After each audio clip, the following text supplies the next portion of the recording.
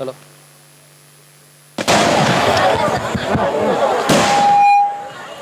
அரியலூர் மாவட்ட திமுக சார்பில் திராவிடர் மாடல் முதல்வர் கழக தலைவர் மாண்புமிகு தமிழ்நாடு முதலமைச்சர் அவர்களின் 72வது பிறந்த நாளை முன்னிட்டு இது பொதுக்கூட்டத்திற்கு அண்ணன் தனவேல் அவர்களை தலைமையேற்று தருமாறு கேட்டுக்கொள்கிறேன்.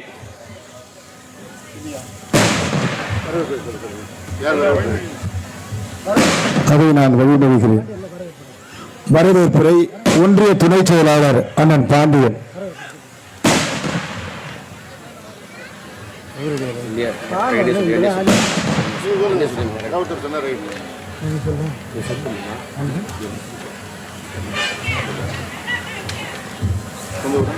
மாவட்ட தொண்டரணியினுடைய அமைப்பாளர் முருகானந்தம் அவர்கள் வரவேற்புரை. அரியலூர் மாவட்ட திமுக சார்பில் நடைபெறும் இந்த பொதுக்கூட்டத்திற்கு தலைமையேற்றிருக்கும் பாசமிகு ஒன்றிய கழக செயலாளர் எங்கள் அண்ணன் தனவேல் அவர்களே, இந்நிகழ்ச்சிக்கு முன்னிலையேற்றிருக்கும் ஒன்றிய அவைத்தலைவர் கோ ராஜேந்திரன் அவர்களே, இந்நிகழ்ச்சிக்கு முன்னிலையேற்றிருக்கும் ஒன்றிய துணை செயலாளர் ஆறுமுகம் அவர்களே, அருள் ஒன்றிய துணை செயலாளர் அவர்களே, மாவட்ட பிரதிநிதிகள் கு சாமிநாதன், கு ராஜேந்திரன், ஜி கே தேவேந்திரன் மற்றும் முன்னாள் ஒன்றிய உறுப்பினர் மு கண்ணன் அவர்களே, இந்நிகழ்ச்சிக்கு வருகின்றிருக்கும் மாவட்ட ஒன்றிய அணி நிர்வாகிகள், மாவட்ட மாணவர் அணி துணை அமைப்பாளர் RS ரமேஷ் அவர்களே, மாவட்ட பொறியாளர் அணி துணை அமைப்பாளர் அருண் சுரன் அவர்களே, மாவட்ட விவசாய தொழிலாளர் துணை அமைப்பாளர் ஓ ராமசாமி அவர்களே, மாவட்ட வர்த்தக அணி துணை அமைப்பாளர் கவுந்தராஜன் அவர்களே, மாவட்ட தொழிலாளர் அணி இணை அமைப்பாளர் ஹரிப் ரஹ்மான் அவர்களே, மாவட்ட தொழில்நுட்ப அணி தொகுதி ஒருங்கிணைப்பாளர் பி மணிமாறன் அவர்களே, ஒன்றிய இளைஞர் அமைப்பாளர் நா சுரேஷ் அவர்களே, ஒன்றிய தகவல் தொழில்நுட்ப அணி ஒருங்கிணைப்பாளர் எஸ் சிவகுமார் அவர்களே, ஒன்றிய மகளிர் அமைப்பாளர் லதா செந்தமிச்செல்வன் அவர்களே, ஒன்றிய மகளிர் தொண்டரணி அமைப்பாளர் காந்திமதி முருகேசன் அவர்களே, ஒன்றிய சமூக வலைதள பொறுப்பாளர் மு பொன்னுசாமி அவர்களே, ஒன்றிய சமூக வலைதள ஒன்றிய பொறுப்பாளர் கீர்த்தனா அவர்களே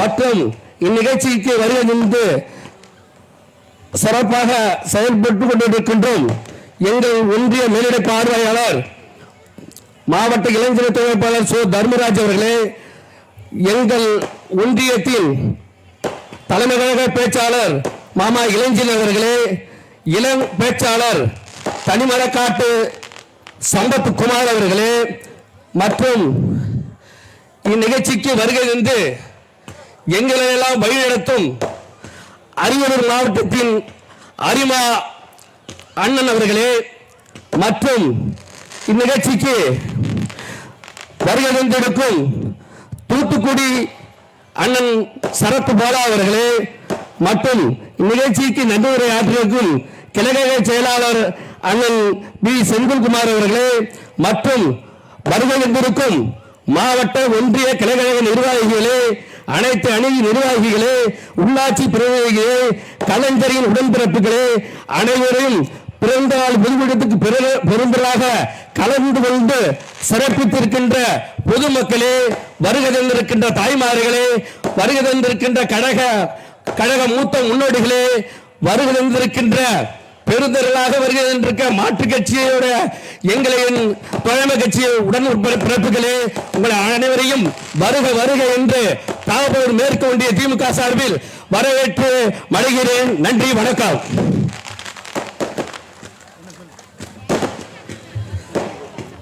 அடுத்ததாக ஒன்றிய கழகத்தின் சார்பில் தலைமை பேச்சாளர் மாமா இளைஞர் அவர்கள் உரையாற்றுவார்கள்.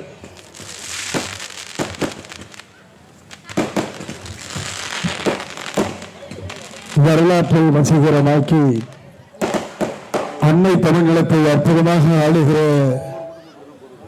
எங்கள் தமிழக முதலமைச்சர் அவர்களின் 72வது பிறந்தநாள் விழா பொதுக்கூட்டத்தினுடைய நாயகர் வந்தவர்களை எல்லாம் வரவேற்று வசந்த கீர்த்தனம் இசைந்திருக்கிற ஒன்றிய துணை செயலாளர் அன்பிற்கினிய அண்ணன் பாண்டியன் அவர்களே, இந்த அற்புதமான நிகழ்வை அற்புதமாக கட்டமைத்து அரியலூர் மாவட்ட கழகத்தினுடைய அரியலூர் தொகுதியில் தாப்பலூர் மேற்கு ஒன்றியமும் சிறப்பாக நடத்தியது என்கிற பெருமைக்கு சொந்தக்காரராய் அமர்ந்திருக்கிற ஒன்றிய கழகத்தினுடைய பொறுப்பாளர் மாண்பிற்குரிய அண்ணன் தனபாயில் அவர்களே, நிகழ்ச்சியிலே கலந்து கொண்டு உரையாற்ற முன்னிலையேற்று சிறப்பித்துக் கொண்டிருக்கிற ஒன்றிய அவைத் தலைவர் அண்ணன் ராஜேந்திரன் அவர்களே, ஒன்றிய துணை செயலாளர் ஆறுமுகம் அவர்களே, ஒன்றிய துணை செயலாளர் அபூர்வமரல் அவர்களே, மாவட்ட கழகத்தினுடைய பிரதிநிதி சாமிநாதன் அவர்களே, மாவட்ட கழகத்தினுடைய பிரதிநிதி ராஜேந்திரன் அவர்களே, மாவட்ட பிரதிநிதி ஜி.கே. தேவேந்திரன் அவர்களே, மாவட்ட தொண்டரணியினுடைய அமைப்பாளர் ஆர்.வி. முருகானந்தம் அவர்களே, ஒன்றிய குழு உறுப்பினர் மு. கண்ணன் அவர்களே,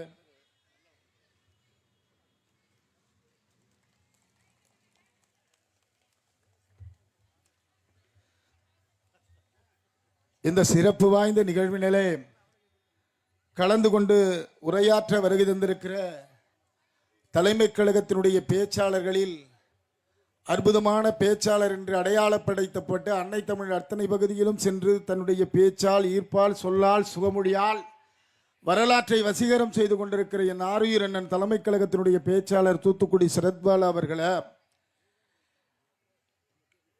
கழகத்தினுடைய இளம் பேச்சாளர், வளர்ந்து வருகின்ற தலைமுறைக்கு வளர்புறையாய் வந்து நிற்கின்ற எங்களுடைய சம்பத்குமார் அவர்களே, ஒன்றிய மேலிட பொறுப்பாளர், மாவட்ட இளைஞரணியினுடைய துணை அமைப்பாளர் தர்மராஜ் அவர்களே, அரியலூர் மாவட்டம் என்றால் அன்னை தமிழ் நிலத்தில் வறுமையினுடைய அடையாளமாக இருந்தது ஒரு காலம்.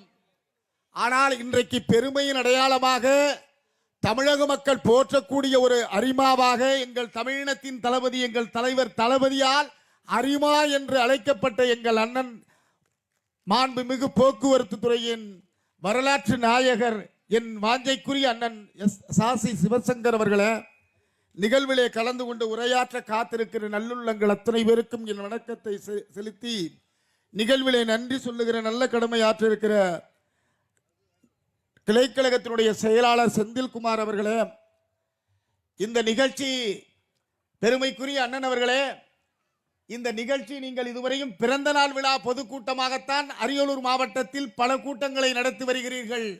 இன்றைக்குத்தான் எங்கள் வெற்றி நாயகர் தளபதிக்கு பாராட்டு விழா பொதுக்கூட்டமாக இன்றைக்கு இது அமர்ந்திருக்கிறது.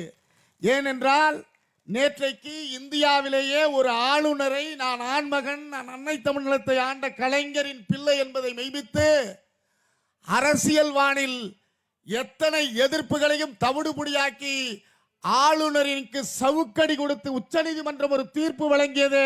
அந்த தீர்ப்புக்கு தளபதிக்கு பாராட்டு விழாவை நடத்தி அந்த வாஞ்சைக்குரிய தலைமகனாக இன்றைக்கு உயர்ந்து நிற்கிறீர்கள்.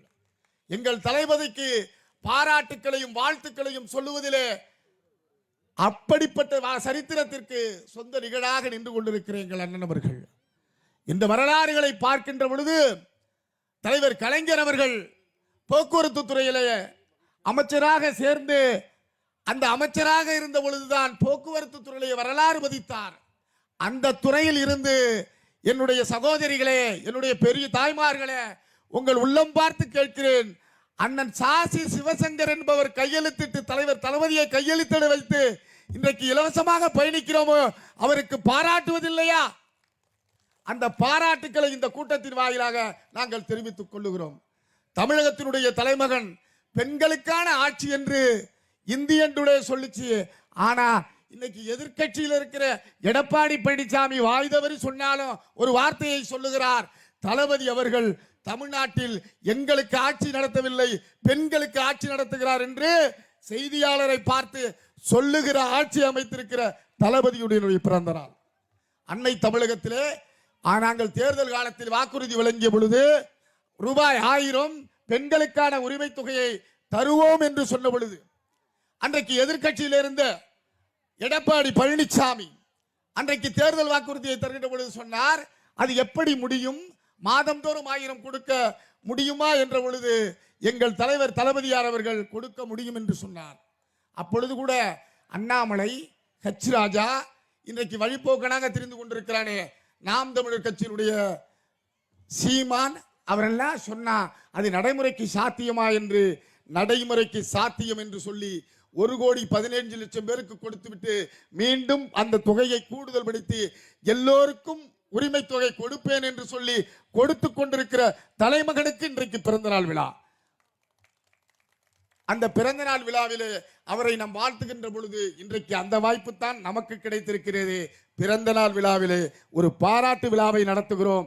உச்சநீதிமன்றத்தை தீர்ப்பு தன்வசப்படுத்தி வெற்றி நாயகன் எங்கள் தளபதியை பாராட்டுகிற விழாவாய் நடைபெறுகின்ற இந்த விழாவிலே பேசிக் கொண்டிருக்கும் பொழுது ஐயாயிரம் தளபதி அவர்களை வாழ்த்தி அரியலூர் மாவட்ட திராவிட முன்னேற்ற கழகத்திற்கு தாப்பலூர் மேற்கு ஒன்றிய திராவிட முன்னேற்ற கழகம் என்றைக்கும் இன்றைக்கு சிலர் கனவு கண்டு கொண்டிருக்கிறார்கள். இந்த தாமரை இந்த போன்ற அரசியல்வாதிகள் அவர்களுக்கெல்லாம் நீங்கள் சொல்லக்கூடிய பரிதில் 2026 தேர்தலில் சட்டமன்ற தேர்தலில் ஆரை அண்ணனும் தலைவர் தளபதியார் அவர்கள் அடையாளம் காட்டுகிறாரோ அவர்களுக்கு 10,000 வாக்குகளை அதிகமாக தாப்பலூர் மேற்கொண்டிய கழகத்தின் சார்பில் பெற்றுக் கொடுத்து வெற்றி பெற செய்வோம் என்கிற உறுதிமொழி ஏற்கின்ற விழாவாக கருதி உங்கள் சார்பிலும் உங்களை நம்பித்தான் அந்த உறுதிமொழியை தந்திருக்கிறேன்.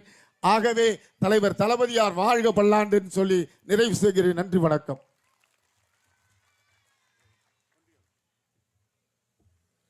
அடுத்ததாக நமது ஒன்றிய கழகத்தின் செயலாளர் பாசமிகு அண்ணன் தனவேலு அவர்களை உரையாற்ற இருக்கிறோம்.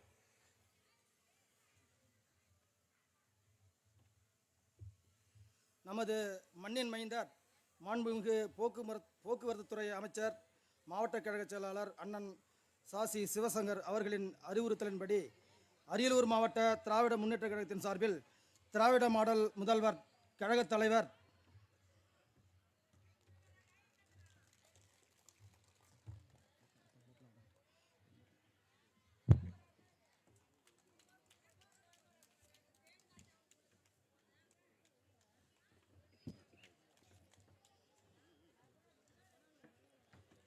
மாண்புமிகு தமிழ்நாடு முதல்வர் அவர்களின் 72வது பிறந்தநாள் விழாவை முன்னிட்டு பொதுக்கூட்டத்திற்கு வரவேற்புரை வழங்கிய ஒன்றிய துணை செயலாளர் மா பாண்டியன் அவர்களே, முன்னிலை வைத்த ஒன்றிய அவைத்தலைவர்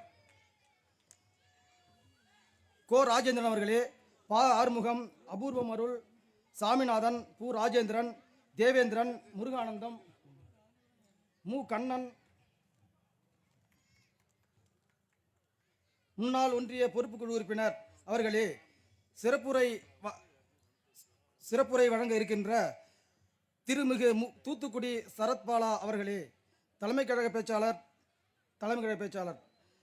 அண்ணன் சாசி சிவசங்கர் அவர்களே, தமிழ்நாடு போக்குவரத்துறை அமைச்சர் மாவட்ட கழக அவர்களே, தனிமறைக்காடு சம்பத்குமார் அவர்களே,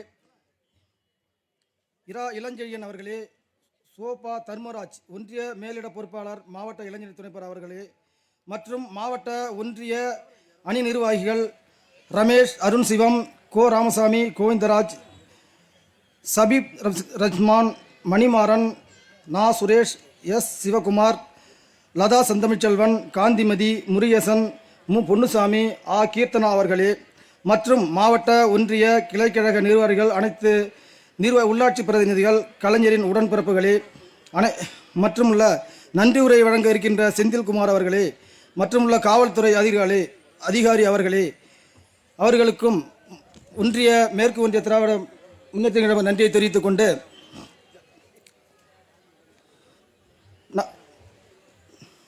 நமது திராவிட மாடல் முதல்வர் 4 ஆண்டு ஆட்சியில் சாதனையில் பல, அதில் பெண்ணிற்கு மகளிர் உரிமை தொகை ரூபாய் 1000, 1 முதல் 5ஆம் வகுப்பு வரை படிக்கும் அரசு பள்ளியில் படிக்கும் மாணவ மாணவிகளுக்கு காலை உணவு திட்டம், பெண்களுக்கு இலவச பஸ் பாஸ், புதுமை பெண் திட்டம் என்று பல திட்டங்களை அறிவித்து நாட்டுக்காக மக்களுக்காக உழைக்கும் போக்குவரத்துறை அமைச்சர் அவர்களின் கரத்தை வலுப்படுத்திட, தமிழ்நாட்டில் மீண்டும் திமுக ஆட்சி அமைந்திட நாம் அனைவரும் சபதம் இருப்போம் என்று கூறி தாப்பலூர் மேற்கு ஒன்றியத்தின் சார்பாக அனைவருக்கும் நன்றி கூறி விடைபெறுகிறேன். நன்றி, வணக்கம். அடுத்ததாக கழகத்தின் இளம் பேச்சாளர் திருமிகு தனிமாறுக்காடு சம்பத்குமார்களை பேச அழைக்கின்றோம்.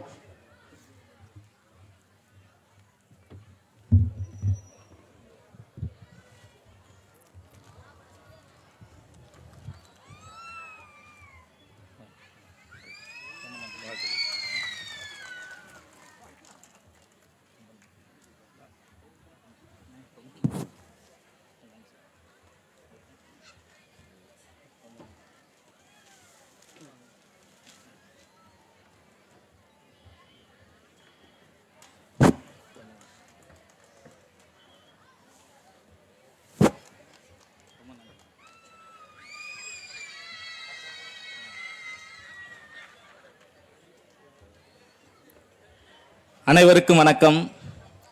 ஒரு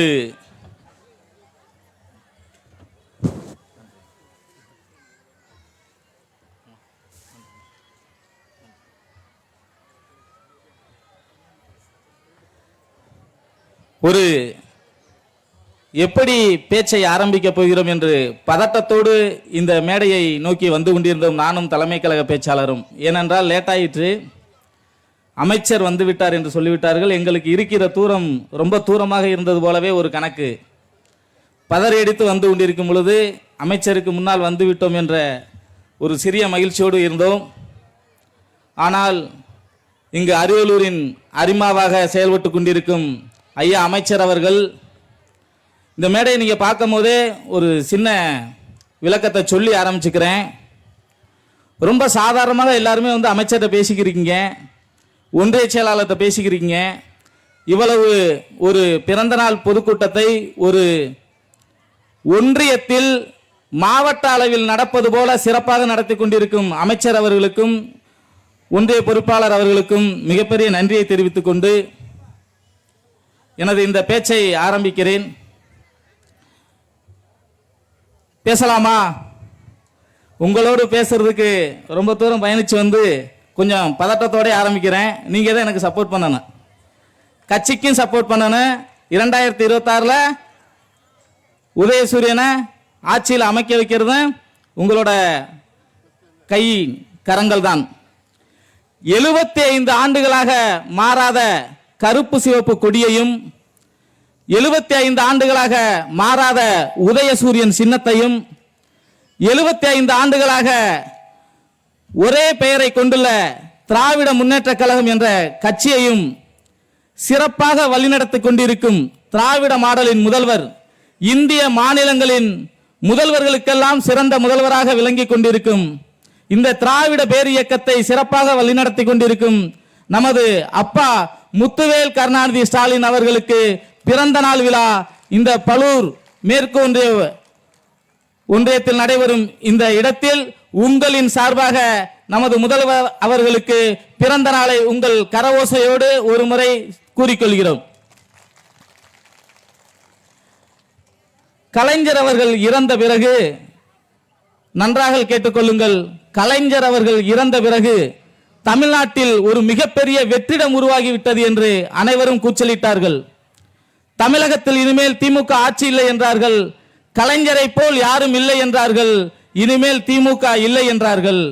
மீண்டும் ஒரு கூட்டம் ஆரம்பித்தது. நமது முதல்வர் அன்றைய செயல் தலைவராக கழகத்தின் தலைவராக இருந்தவருக்கு கட்டம் சரியில்லை என்றார்கள். சாதகம் முதலமைச்சராக ஆவதற்கு வழியில்லை என்றார்கள். இதோடு திமுக ஆட்சி முடிந்தது என்றார்கள். ஆனால் கழக உடன்பிறப்புகளின் இரத்த நாளத்தை சுண்டிவிட்டு முத்துவேல் கருணாநிதி ஸ்டாலின் எனும் நான் என்ற ஒற்றை வார்த்தையில் தமிழகத்தின் முதலமைச்சராக பொறுப்பேற்று இன்று 4 ஆண்டுகள் சிறப்பாக ஆட்சி அமைத்து இந்திய மாநிலங்களின் மொழிகளின் உரிமைகளை தட்டி கொடுத்து அனைத்து மாநிலங்களின் உரிமையும் மாநில மொழியையும் காத்துக் கொண்டிருக்கிறார் நமது முதல்வர் அவர்கள். இதனை நாம் நன்றாக நேற்றிலிருந்து கூடுதலாக சில அதிகாரங்களை கைவசப்படுத்தி இருக்கிறோம் என்று அனைவரும் அறிந்ததே. மேலும் கலைஞர் அவர்களின் இறப்பிற்கு பிறகு தமிழகத்தில் உருவானது வெற்றிடம் இல்லை, இந்திய மாநிலங்களின் முதல்வர் அவர்கள் அனைத்து முதல்வர்களும் கற்றுக்கொள்ளும் ஒரு கட்டிடம். மாநில உரிமைகளை அனைவரும் தெரிந்து கொள்ள வேண்டிய கட்டிடத்தை நமது தமிழகம், நமது முத்துவேல் கருணாநிதி ஸ்டாலின் முதல்வர் அவர்கள் மூலம் அனைவரும் கட்டிடமாக இந்த தமிழகத்தை நினைத்துக் கொண்டிருக்கிறார்கள் என்பது அனைவருக்கும் தெரியப்படுத்திக் கொள்கிறேன். மேலும் இன்று பாசிச பாஜகவின் அடியில் இந்திய ஒன்றியம் தத்திக் கொண்டிருக்கும் பொழுது இந்தியாவையே நமது முதல்வர் அவர்கள் கட்டுக்குள் வைத்துள்ளார். என்னவென்றால் ஹிட்லர் கொண்டு வந்த நாசிசமும் பாசிசமும் உலகம் முழுக்க பரவி கிடந்தாலும் இந்த இந்திய மண்ணில் உள்ள தமிழக மக்களின் உரிமைகளை நமது முதல்வர் அவர்கள் எப்பொழுதும் உழைத்துக் கொண்டு நமக்காக காத்து கொண்டிருக்கிறார் என்பதை மிகுந்த மகிழ்ச்சியோடு தெரியப்படுத்திக் கொண்டு மேலும் சில நிகழ்வுகளை மற்றும் உங்களிடம் சொல்லிக் கொள்கிறேன். 1986 ஆண்டு முந்தைய ஆண்டுகளில் டெல்லியில் இருந்து இன்று நாம் தமிழ் மொழிக்காக பல கஷ்டங்களை நமது கீழப்பழுவூர் எல்லாருக்கும் தெரியும் தானே? கீழப்பழுவூரில் தான் நமது மொழியை காப்பதற்காக உலகத்திலே ஒரு மனிதன் தன் தாய்மொழிக்காக தீயிட்டு தன் உயிரை மாய்த்தார் என்றால் நமது கீழப்பழுவூரை சேர்ந்த சின்னசாமி ஐயா அவர்கள் தான் இந்த மண்ணில் பிறந்தவர் தான் என்பதை உங்களுக்கு ஞாபகப்படுத்திக் கொண்டு 1986 ஆண்டிலே பிரதமர் அலுவலகம் டெல்லியில் இருந்து பிரதமர் அலுவலகத்திலிருந்து வர லெட்டர் எல்லாமே ஹிந்தியில தான் வரும் அப்படின்னு ஒரு தகவலை சொல்றாங்க. இது அரசியலமைப்பு சட்டத்தில் வருது. அந்த டைம்ல நமது அன்றைய தலைவர் கலைஞர் அவர்கள் என்ன செய்கிறார் என்றால் அந்த அரசியலமைப்பு சட்டத்தின் 17வது பகுதியில 343வது பிரிவை பொது இடங்களில் தீயிட்டு எங்கள் தாய்மொழியில் தான் அனைத்து கடிதங்களும் வர வேண்டும் என்று தன்னுடைய எதிர்ப்பை தெரிவித்து அன்றுதான் கலைஞர் அவர்கள் சிறைக்கு செல்கிறார். அதே நேரத்தில் இன்று சொல்லிக் கொள்கிறேன், அன்று இந்திய பாரத பிரதமர் அலுவலகத்தில் இருந்து சொன்னார்கள் அல்லவா இந்தியில் தான் லெட்டர்கள் வரும் என்று. இன்று நமது தமிழக முதல்வரின் அறிவு கூர்ந்த அவர்களின் தலைமையில் வென்ற 40 எம்பிக்களும் தன்னுடைய வீரம் செறிந்த அறிவு கூர்ந்த முழக்கத்தினால் பாராளுமன்றத்தில் உள்ள ஒவ்வொரு ஒன்றிய அமைச்சர்களையும் திணறடித்து விட்டு இன்று அமித்ஷா அவர்கள் சொல்லியிருக்கிறார்கள், ஒவ்வொரு மாநிலங்களுக்கும் அவரவர் மாநில மொழிகளிலே பிரதமர் அலுவலகத்திலிருந்து லெட்டர்கள் அனைத்து வரும் என்று சொன்னால் அது நமது முத்துவேல் கருணாநிதி ஸ்டாலின் அவர்களின் முழு ஒத்துழைப்போடு அனைத்து மாநில மொழிகளின் உரிமையும் இங்கு காக்கப்பட்டு கொண்டிருக்கிறது என்பதை உங்கள் இந்த கூட்டத்தின் வாயிலாக உங்களுக்கு தெரியப்படுத்திக் கொள்கிறேன். மேலும் கடந்த ஆண்டு நாம் முத்தமிழறிஞர் கலைஞர் அவர்களின் 100ஆண்டு விழாவை அனைவரும் கொண்டாடினோம். அனைவருக்கும் தெரியும் தானே? ஒன்றை சற்று ஞாபகப்படுத்திக் கொள்கிறேன். அதிமுக ஆட்சி ஆண்ட பொழுது எம்ஜிஆர் அவர்களுக்கு 100ஆண்டு விழா கொண்டாடினார்கள். அவர்கள் 100ஆண்டு விழா எப்படி கொண்டாடினார்கள் என்று தெரியுமா? பெயருக்கு எம்ஜிஆர் விழா. எம்ஜிஆர் 100ஆண்டு விழா கொண்டாடிவிட்டு அவர்கள் சொன்ன கருத்து, மதுரையில் மாட்டுத்தாவணி பேருந்து நிலையம் அனைவருக்குமே தெரியும் தானே? மதுரை மாட்டுத்தாவணி பேருந்து நிலையம் அனைவருக்குமே தெரியும், பல ஆண்டுகளாக உள்ளது. சென்னையில் உள்ள சென்ட்ரல் ரயில் நிலையம் பல ஆண்டுகளாக உள்ளது. சென்னையிலே பொன்னேரி என்ற ஏரியாவிலே ஒரு மீன் வளர்ப்புத்துறை கல்லூரி பல ஆண்டுகளாக உள்ளது. அதிமுக ஆட்சியில் எம்ஜிஆர் அவர்களுக்கு 100ஆண்டு விழா கொண்டாடும் பொழுது முன்னவே இருந்த கட்டிடங்களுக்கு மதுரையில் உள்ள மாட்டுத்தாவணி பேருந்து நிலையத்துக்கு எம்ஜிஆர் பேருந்து நிலையம் என்று பெயர் ஒட்டினார்கள். சென்ட்ரல் ரயில் நிலையத்திற்கு எம்ஜிஆர் ரயில் நிலையம் என்று பெயர் ஒட்டினார்கள். பொன்னேரியில் உள்ள மீன் வளர்ப்புத்துறை சார்ந்த கல்லூரிக்கு எம்ஜிஆர் மீன் வளர்ப்புத்துறை கல்லூரி என்று பெயர் ஒட்டினார்கள். இருக்கின்ற கட்டிடங்களுக்கும் பேருந்து நிலையங்களுக்கும் எம்ஜிஆர் 100ஆண்டு விழா என்று பெயரை ஒட்டிவிட்டு அவர்கள் 100ஆண்டு விழாவை கொண்டாடினார்கள். நமது திராவிட மாடல் ஆட்சியிலே கலைஞர் அவர்கள் 100ஆண்டு விழாவை எவ்வாறு கொண்டாடினோம் என்று தெரியுமா? சென்னையிலே மக்களின் போக்குவரத்தை சீர் செய்யும் வகையிலே கிளாம்பாக்கத்தில் கலைஞர் 100ஆண்டு பேருந்து முனையத்தை கெட்டி கலைஞர் 100ஆண்டு நினைவு பேருந்து முனையம் என்று பெயர் வைத்தார்கள். சிறந்த ஒரு பேருந்து நிலையம். மதுரையில் நூலகத்தை சிறப்பாக கெட்டிவிட்டு கலைஞர் நூலகம் என்று பெயர் வைத்தார்கள். கோவையிலே அறிவுசார் மையம் ஒன்றை கெட்டிவிட்டு கலைஞர் அறிவுசார் மையம் என்று பெயர் வைத்தார்கள். சென்னையில் மெரினா பீச்சில் அண்ணா சதுக்கத்தில் அண்ணாவும் கலைஞரும் உறங்கிக் கொண்டிருக்கும் ஓய்வு எடுத்துக் கொண்டிருக்கும் அந்த இடத்தில் உள்ள பேருந்து நிலையத்திற்கு அண்ணா சதுக்கத்தில் உள்ள பேருந்து நிலையத்தை கெட்டி கலைஞர் 100ஆண்டு நினைவு பேருந்து நிலையம் என்று பெயர் வைத்தார்கள். இதில் இருந்து நீங்கள் ஒன்று தெரிந்து கொள்ள வேண்டும். அதிமுக ஆட்சி என்பது இருந்த இடத்திற்கு பெயரை ஒட்டிக்கொண்டு ஆட்சி நடத்தினார்கள். நமது திராவிட மாடல் அரசு ஒவ்வொரு நிகழ்வையும் ஒவ்வொரு கட்டிடங்களையும் புதுப்பித்துக் கொண்டு நமது இங்கே ஆட்சி நடத்தினார்கள். இதில் இருந்து நீங்கள் தெரிந்து கொள்ள வேண்டும். திராவிட மாடல் அரசு என்பது எந்த கட்டிடங்களையும் குலைக்காது, சீர்நிலைக்காது, அனைத்து மாடல்களையும் உருவாக்கி சிறந்த ஒரு அரசை நமது அரசு செயல்படுத்திக் கொண்டிருக்கும் என்பதை அனைவரும் தெரிந்து கொள்ள வேண்டும். மேலும் பெண்களுக்கு திருமண வாழ்க்கை என்பது அனைவருக்குமே முக்கியம். நீங்க எல்லாம் ஏதாவது சரின்னு சொன்னாதான் எனக்கு பேசுறதுக்கு இன்ட்ரெஸ்ட் வரும். ஏன்னா ஐயா அமைச்சர்லாம் இருக்கும்போது கொஞ்சம் பயம் இருக்குல்ல, ஏதாவது ஒன்று சொல்லுங்க. பெண்களுக்கு திருமண வாழ்க்கை என்பது முக்கியம் தானே. ஆண்கள்லாம் கொஞ்சம் கோவப்படுவாங்க. ஆனா ஐயா சொல்லிட்டு போனது போலயே எங்களுக்கு ஆட்சி நடத்துகிறாரோ இல்லையோ, பெண்களுக்கு சிறப்பான ஆட்சியை நடத்தி கொண்டிருக்கிறார் நமது முத்துவேல் கருணாநிதி ஸ்டாலின் அப்பா அவர்கள். ஏனென்றால் பெண்களுக்கு திருமண வாழ்க்கை எவ்வளவு முக்கியமோ அதுபோல்தான் பெண்களின் பணத்தை கையில் வைத்துக்கொண்டு பொருளாதார சுதந்திரத்தை கொண்டுள்ள பெண்கள் இனத்தான வாழ்க்கையும் மிக முக்கியம். ஆண்கள் அனைவரும் வேலைக்கு சென்று விட்டு வருவார்கள். ஆனால் நீங்கள் தான் வேலைக்கு சென்று விட்டு அவர் வருவதற்கு முன்னே சாப்பாடு சமைத்து காலையில் எழுந்ததிலிருந்து இரவு தூங்கும் வரை கடினமான வேலைகளை வீட்டிலிருந்து செய்து கொண்டிருப்பீர்கள். நீங்களும் வேலைக்கு சென்று வருவீர்கள், சரிதானே? ஆனால் நானும் என்ன சொல்லுவேன், என் மனைவி என்ன பண்றா, வீட்டில் சும்மா இருக்கா, எங்க அம்மா வீட்டில் சும்மா இருக்கா, நான் மட்டும்தான் உழைத்துக் கொண்டிருப்பது போல சொல்லுவேன். ஆனால் நீங்கள் ஒவ்வொருவரும் தன் கணவருக்காக, குழந்தைகளுக்காக காலையில் எழுந்ததிலிருந்து இரவு தூங்கும் வரை அதிகமான வேலைகளை தன் வீட்டில் உரிமையாக எடுத்து வேலை பார்த்து கொண்டிருக்கிறீர்கள் அல்லவா? இதற்காகத்தான் உங்களின் பிள்ளையாக இருக்கக்கூடிய, உங்களின் அண்ணனாக, சிறியவர்களுக்கு அப்பாவாக இருக்கக்கூடிய நமது முத்துவேல் கருணாநிதி ஸ்டாலின் அப்பா அவர்கள் உங்களுக்கு மாதம் 1000 ரூபாய் கொடுப்பேன் என்று உறுதி கூறி அந்த 1000 ரூபாயை மகளிர் உரிமை தொகை, அதற்கு பேர் நான் இலவசமா பணம் கொடுக்கணும் சொல்லல, மகளிர் உரிமை தொகை என்று பெயர் வைத்து உங்களின் உரிமைகளை காத்தவர் நமது முத்துவேல் கருணாநிதி ஸ்டாலின் அப்பா அவர்கள். மேலும் அந்த பணத்திற்காக நீங்கள் ரேஷன் கடையில் ஒரு அரிசி வாங்க போறோம்னா போய் வரிசையில் நிற்கும் போதே ஒரு கில்ட்டியா ரேஷன் கடையில் அரிசி வாங்குறோம்னு ஒரு சிலர் சொல்லுவாங்க. அவங்களுக்கு அந்த அரிசியோட தன்மை தெரியாது. பணத்திற்காக போய் நின்றால் சில மன கஷ்டம் இருந்தானே. அப்பேற்பட்ட நிலையில் உங்களுக்கு உரிமையாக கொடுக்கக்கூடிய அந்த பணத்திற்காக நீங்கள் எந்த நிலையிலும் வரிசையில் நின்றுவிடக் கூடாது என்று உங்களுடைய அக்கவுண்டில் மாதந்தோறும் சரியாக உங்களுடைய உரிமை தொகை செயல்படுத்திக் கொண்டிருப்பவர் நமது முத்துவேல் கருணாநிதி ஸ்டாலின் அப்பா அவர்கள். ஆகவே அவர்கள் பல்லாண்டு காலம் வாழ வேண்டும் அல்லவா? மேலும் மகளிருக்கான விடியல் பயணம், அந்த பயணத்தை 60 லட்சம் பெண்கள் ஒரு நாளைக்கு பயன்படுத்தி கொண்டிருக்கிறார்கள். அந்த திட்டத்தை நமது தலைவர் அவர்கள் கூறினாலும் அதை சிறப்பாக செயல்படுத்திக் கொண்டிருக்கும் அரியலூரின் அரிமா ஐயா அமைச்சர் அவர்களுக்கு மீண்டும் ஒரு நன்றியை தெரியப்படுத்திக் கொண்டு, மகளிர் விடியல் பயணத்துக்கு இன்னைக்கு எல்லா கட்சியும், பிஜேபியா இருக்கட்டும், நாம் தமிழரா இருக்கட்டும், இன்று முளைத்த தமிழக வெற்றி கழகம் என்ற பெயரை வைத்துக் கொள்வதாக இருக்கட்டும், இது ஏன் விடியல் பயணம், தேவையில்லாத இலவச பயணம் என்று ஆண்களும் கூறுகிறார்கள். நன்றாக ஒன்றை தெரிந்து கொள்ளுங்கள். தன்னுடைய கிராமத்தில் இருந்து ஒரு நகரத்திற்கு வேலைக்கு சென்று வருகிறோம், சரிதானே?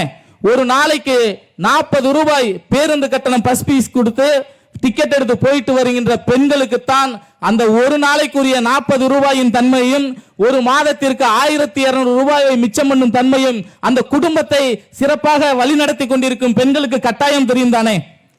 அப்பேற்பட்ட விடியல் பயணத்தை கொடுத்து கொண்டிருக்கும் நமது முதல்வர் அவர்கள் சிறப்பாக பல்லாண்டு காலங்கள் உங்கள் கரவோசையோடு உங்களின் வாக்குகளால் சிறப்பாக வாழ வேண்டும் என்று கூறி, மேலும் 1970ஆம் ஆண்டில் அனைத்து சாதியினரும் அர்ச்சகராகலாம் என்ற திட்டத்தை நமது கலைஞர் அவர்கள் சட்டமன்றத்தில் நிறைவேற்றுகிறார்கள். இதனை நமது தந்தை பெரியார் அவர்கள், தந்தை பெரியார் திராவிட கொள்கையில மட்டும்தான் எல்லா மனுஷனும் சமம். ஆனா அந்த நிகழைய இந்த பொதுக்கூட்டத்தில் நான் பார்க்கிறேன். அமைச்சர்கிட்ட சாதாரணமா பேசிட்டு போற மக்களும் ஒன்றிய செயலாளத்தை பேசவே விட முடியாம தத்தளிக்கிற அளவுக்கு அவரை பொன்னாடையால எளிதா சந்திச்சுட்டு போற இந்த பொதுக்கூட்டத்தை நமது திராவிட முன்னேற்ற கழகத்தின் திராவிட கொள்கைகளை சிறப்பாக வழிநடத்தி செயல்படுத்தி கொண்டிருக்கும் மாவட்டமாக இந்த அரியலூர் மாவட்டத்தை நான் இங்கு கண்கூட பார்க்கிறேன். சமூக சீர்திருத்தத்தில் அனைவரும் சமம் என்று கூறிய பெரியார் அவர்கள் அனைவருமே அர்ச்சகர். இன்னைக்கு நம்ம கோயிலுக்கு போறோம்ல, இதுக்கு முன்னாடி கோயிலுக்கே போக கூடாதுங்கிற லெவல்ல தான் எல்லாருமே இருந்தோம். அப்ப கோயிலுக்கு போறதுக்கான உரிமைகளை நமது பெரியார் அவர்கள் அனைத்து சாதியினரும் அர்ச்சகராகலாம்னு ஒரு திட்டத்தை சொல்றாரு. அந்த திட்டங்கள் செயல்படுத்துவதற்கு முன்னாடியே பெரியார் அவர்கள் இறந்து போகிறார். இது பெரிய மன கஷ்டம். இந்த நிலையில் அவர்களை பிதைக்கும் பொழுது கலைஞர் அவர்கள் கூட கூறினார், அவரை இந்த நிலையில் பிதைப்பது மிக கடினமாக இருக்கிறது என்று கூறினார். அதேபோல் 1970 ஆண்டில் கலைஞர் அவர்கள் அனைத்து சாதியிலும் அர்ச்சராகலாம் என்ற திட்டத்தை செயல்படுத்தி கொண்டிருக்கும் பொழுது உடனே இந்த பார்ப்பனர்கள் ஐயர்கள் இருக்காங்களா, சனாதனிகள், பாசிச பாஜக காரர்கள் என்ன சொல்றாங்கன்னா, அனைத்து சாதியிலும் போய் அர்ச்சனை வந்துட்டா நாங்க எப்படி இலவசமா தட்டை காமிச்சு பணம் வாங்குறது, உழைக்கும் மக்கள்கிட்ட இருந்து பணத்தை சுரண்டுறதுன்னு சொல்லிட்டு நீதிமன்றத்தை நாடி நீங்க எல்லாரும் யாருமே அர்ச்சரானது, நாங்க நூல் போட்டவங்க இந்த ஐயர்கள் மட்டும்தான் கடவுள்கிட்ட எல்லா மக்களுக்கும் புரியாத ஒரு பாசையை சொல்லி நாங்க கடவுள்கிட்ட பேசிக்கி இருப்போம், எங்களோட பொழப்புல மண்ணள்ளி போடுறாங்கன்னு சொல்லிட்டு நீதிமன்றத்தில் போய் ஒரு கேஸை தொடுத்துறாங்க.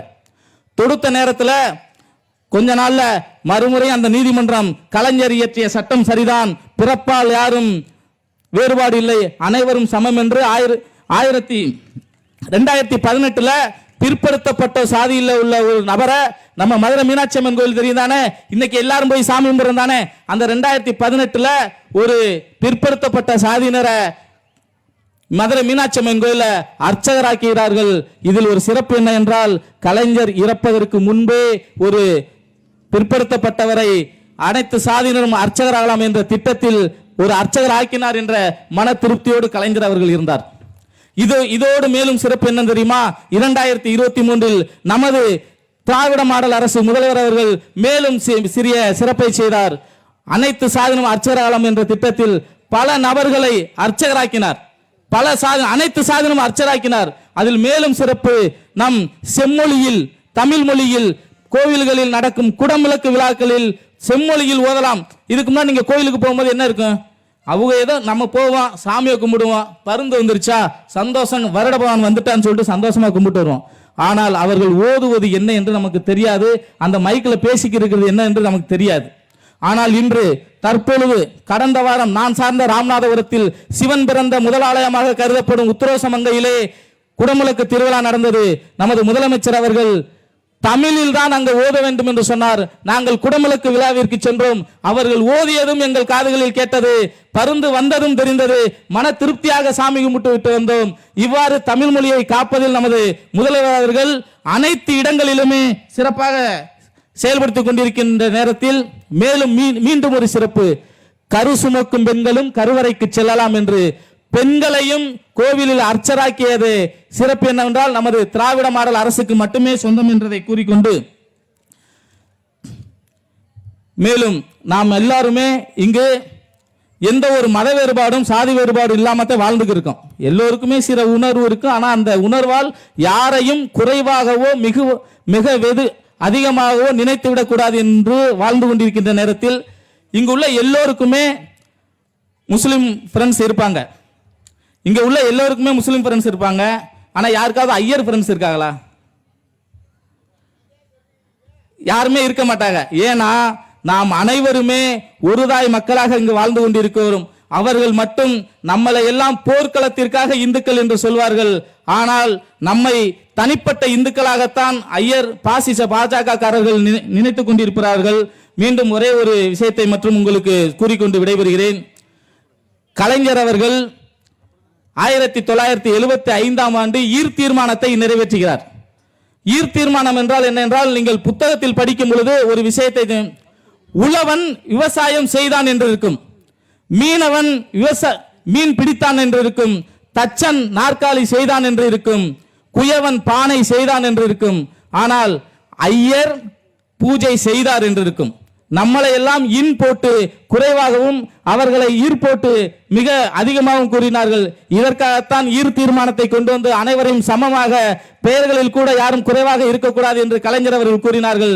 தற்பொழுது நமது திராவிட மாடல் முதல்வர்கள் பட்ஜெட்டை குறிப்பிட்டு இந்திய ஒன்றிய அளவிலே எல்லோருக்கும் எல்லாம் என்ற பட்ஜெட்டை நமது முதல்வர்கள் தெரிவித்தார்கள். இதில் இருந்து ஈர் தீர்மானத்தின் மூலமாக கலைஞர் அவர்கள் அனைவருக்கும் மதிப்புகளை கொடுத்தார். பட்ஜெட்டின் மூலமாக எல்லோருக்கும் எல்லாம் என்ற பட்ஜெட்டை நமது முதல்வர்கள் கொடுத்தார்கள். இந்த முதல்வர் அவர்கள் மேலும் கலைஞர் அவர்கள் அனைத்து முதலமைச்சரும் கொடியேற்றலாம் என்ற சுதந்திர தினத்தில் கொடியேற்றலாம் என்ற உரிமையை பெற்றுத் தந்தார். நமது முதல்வர் அவர்கள் அனைத்து முதலமைச்சரும் அந்தந்த மாநிலத்தில் உள்ள பல்கலைக்கழகங்களுக்கு வேந்தராகலாம் என்று மரியாதையை பெற்றுத் தந்தார். அப்பேற்பட்ட தமிழகத்திற்கு மட்டும் பட்ஜெட்டின் மூலம் எல்லோருக்கும் எல்லாம் என்ற பட்ஜெட்டை கொடுத்த நமது முதல்வர்கள் 2026 வெல்ல வேண்டும். மேலும் மக்கள் அடுத்து வருகின்ற பாராளுமன்றத்தில் இந்திய பிரதமராக வந்து அனைத்து மாநிலங்களுக்கும் எல்லோருக்கும் எல்லாமான பட்ஜெட்டை கொடுக்க வேண்டும் என்று கூறி தந்த வாய்ப்புக்கு நன்றி கூறி விடைபெறுகிறேன். நன்றி, வணக்கம். மாண்புமிகு போக்குவரத்துறை அமைச்சரும் மாவட்ட கழகத்தினுடைய செயலாளரும் நம்முடைய அரியலூர் அரிமா அவர்கள் உரையாற்ற இருக்கிறார்.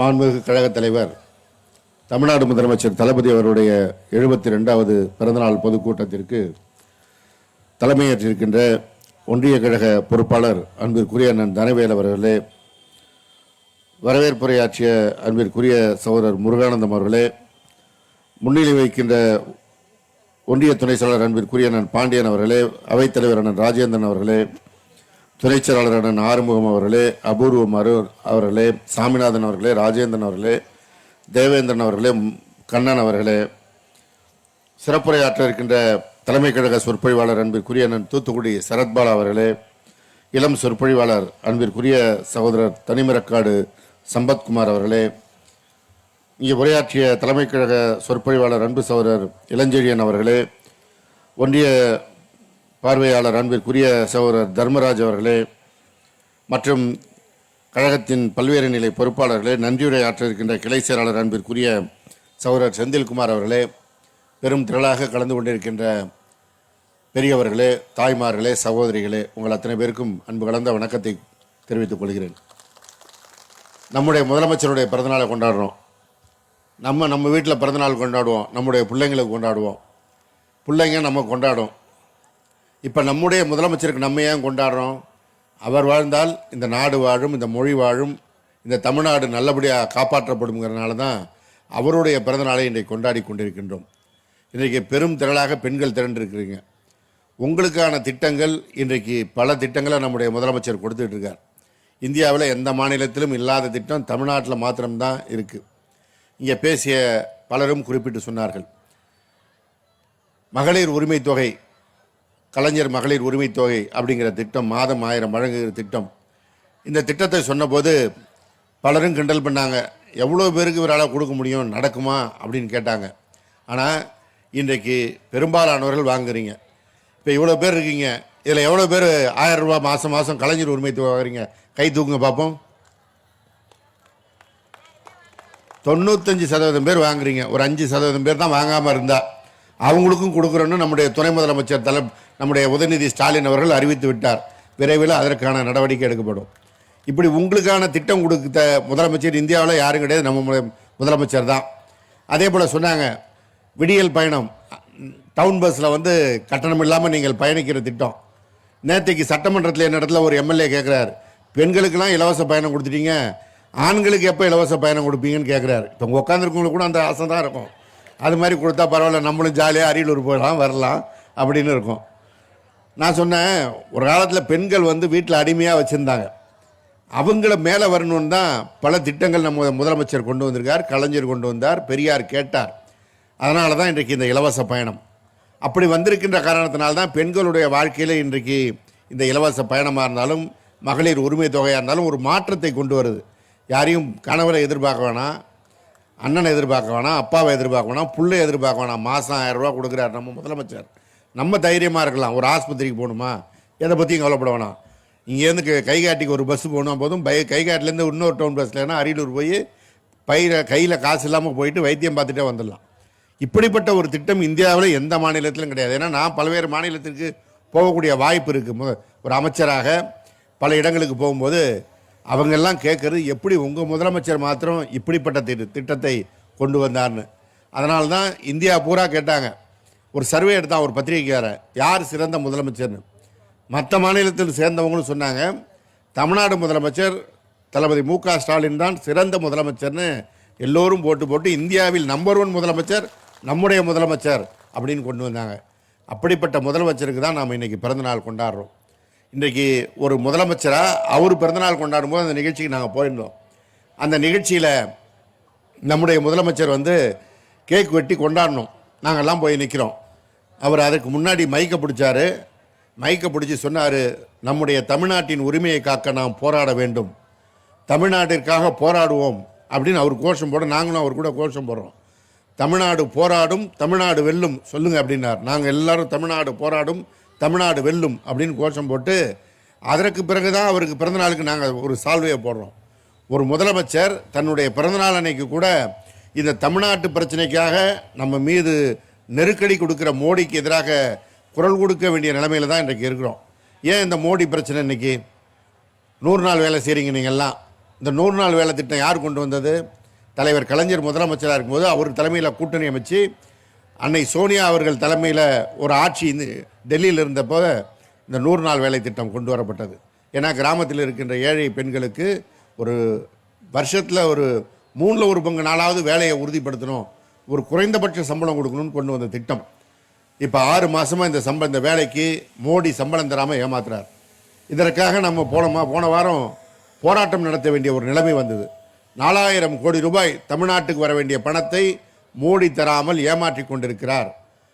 அந்த பணத்தை கூட நம்ம போராட்டம் பண்ணுறோம். இது ஒரு பிரச்சனை மாத்திரமா? நம்ம பள்ளிக்கூடத்துக்கெல்லாம் 2000 கோடி மத்திய அரசாங்கம் தரணும், அந்த பணத்தை தர முடியாதுன்னு சொல்கிறாரு.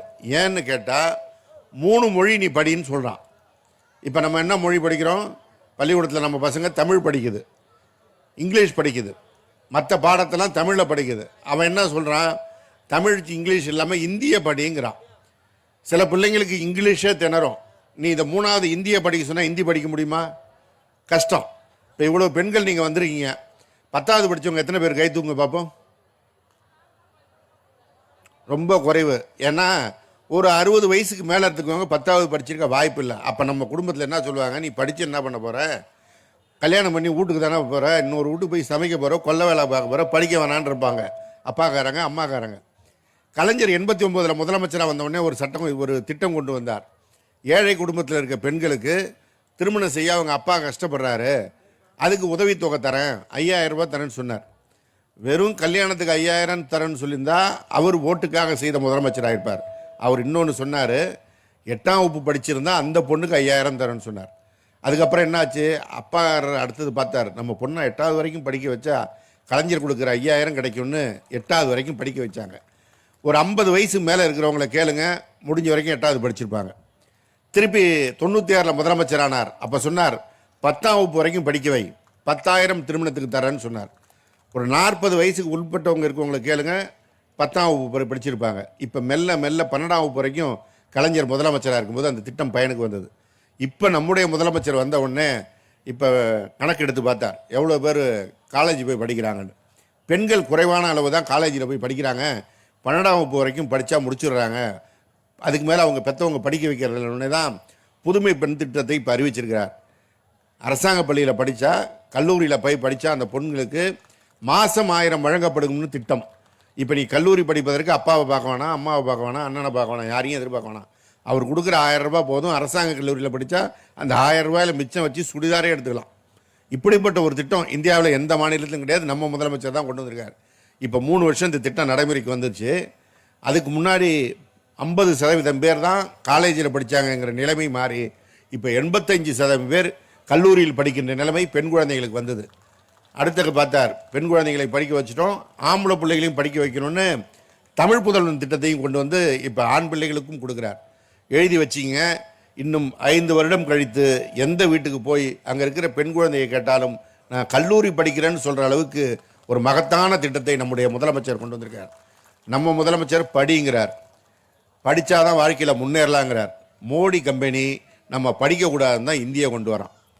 அதுக்கு ஒருத்தவங்க சொல்கிறான், நீ டெல்லி போனீங்கன்னா உனக்கு ஹிந்தி தேவையில்லை, அதுக்காகவாது நீ ஹிந்தியில் படிங்கிறான்.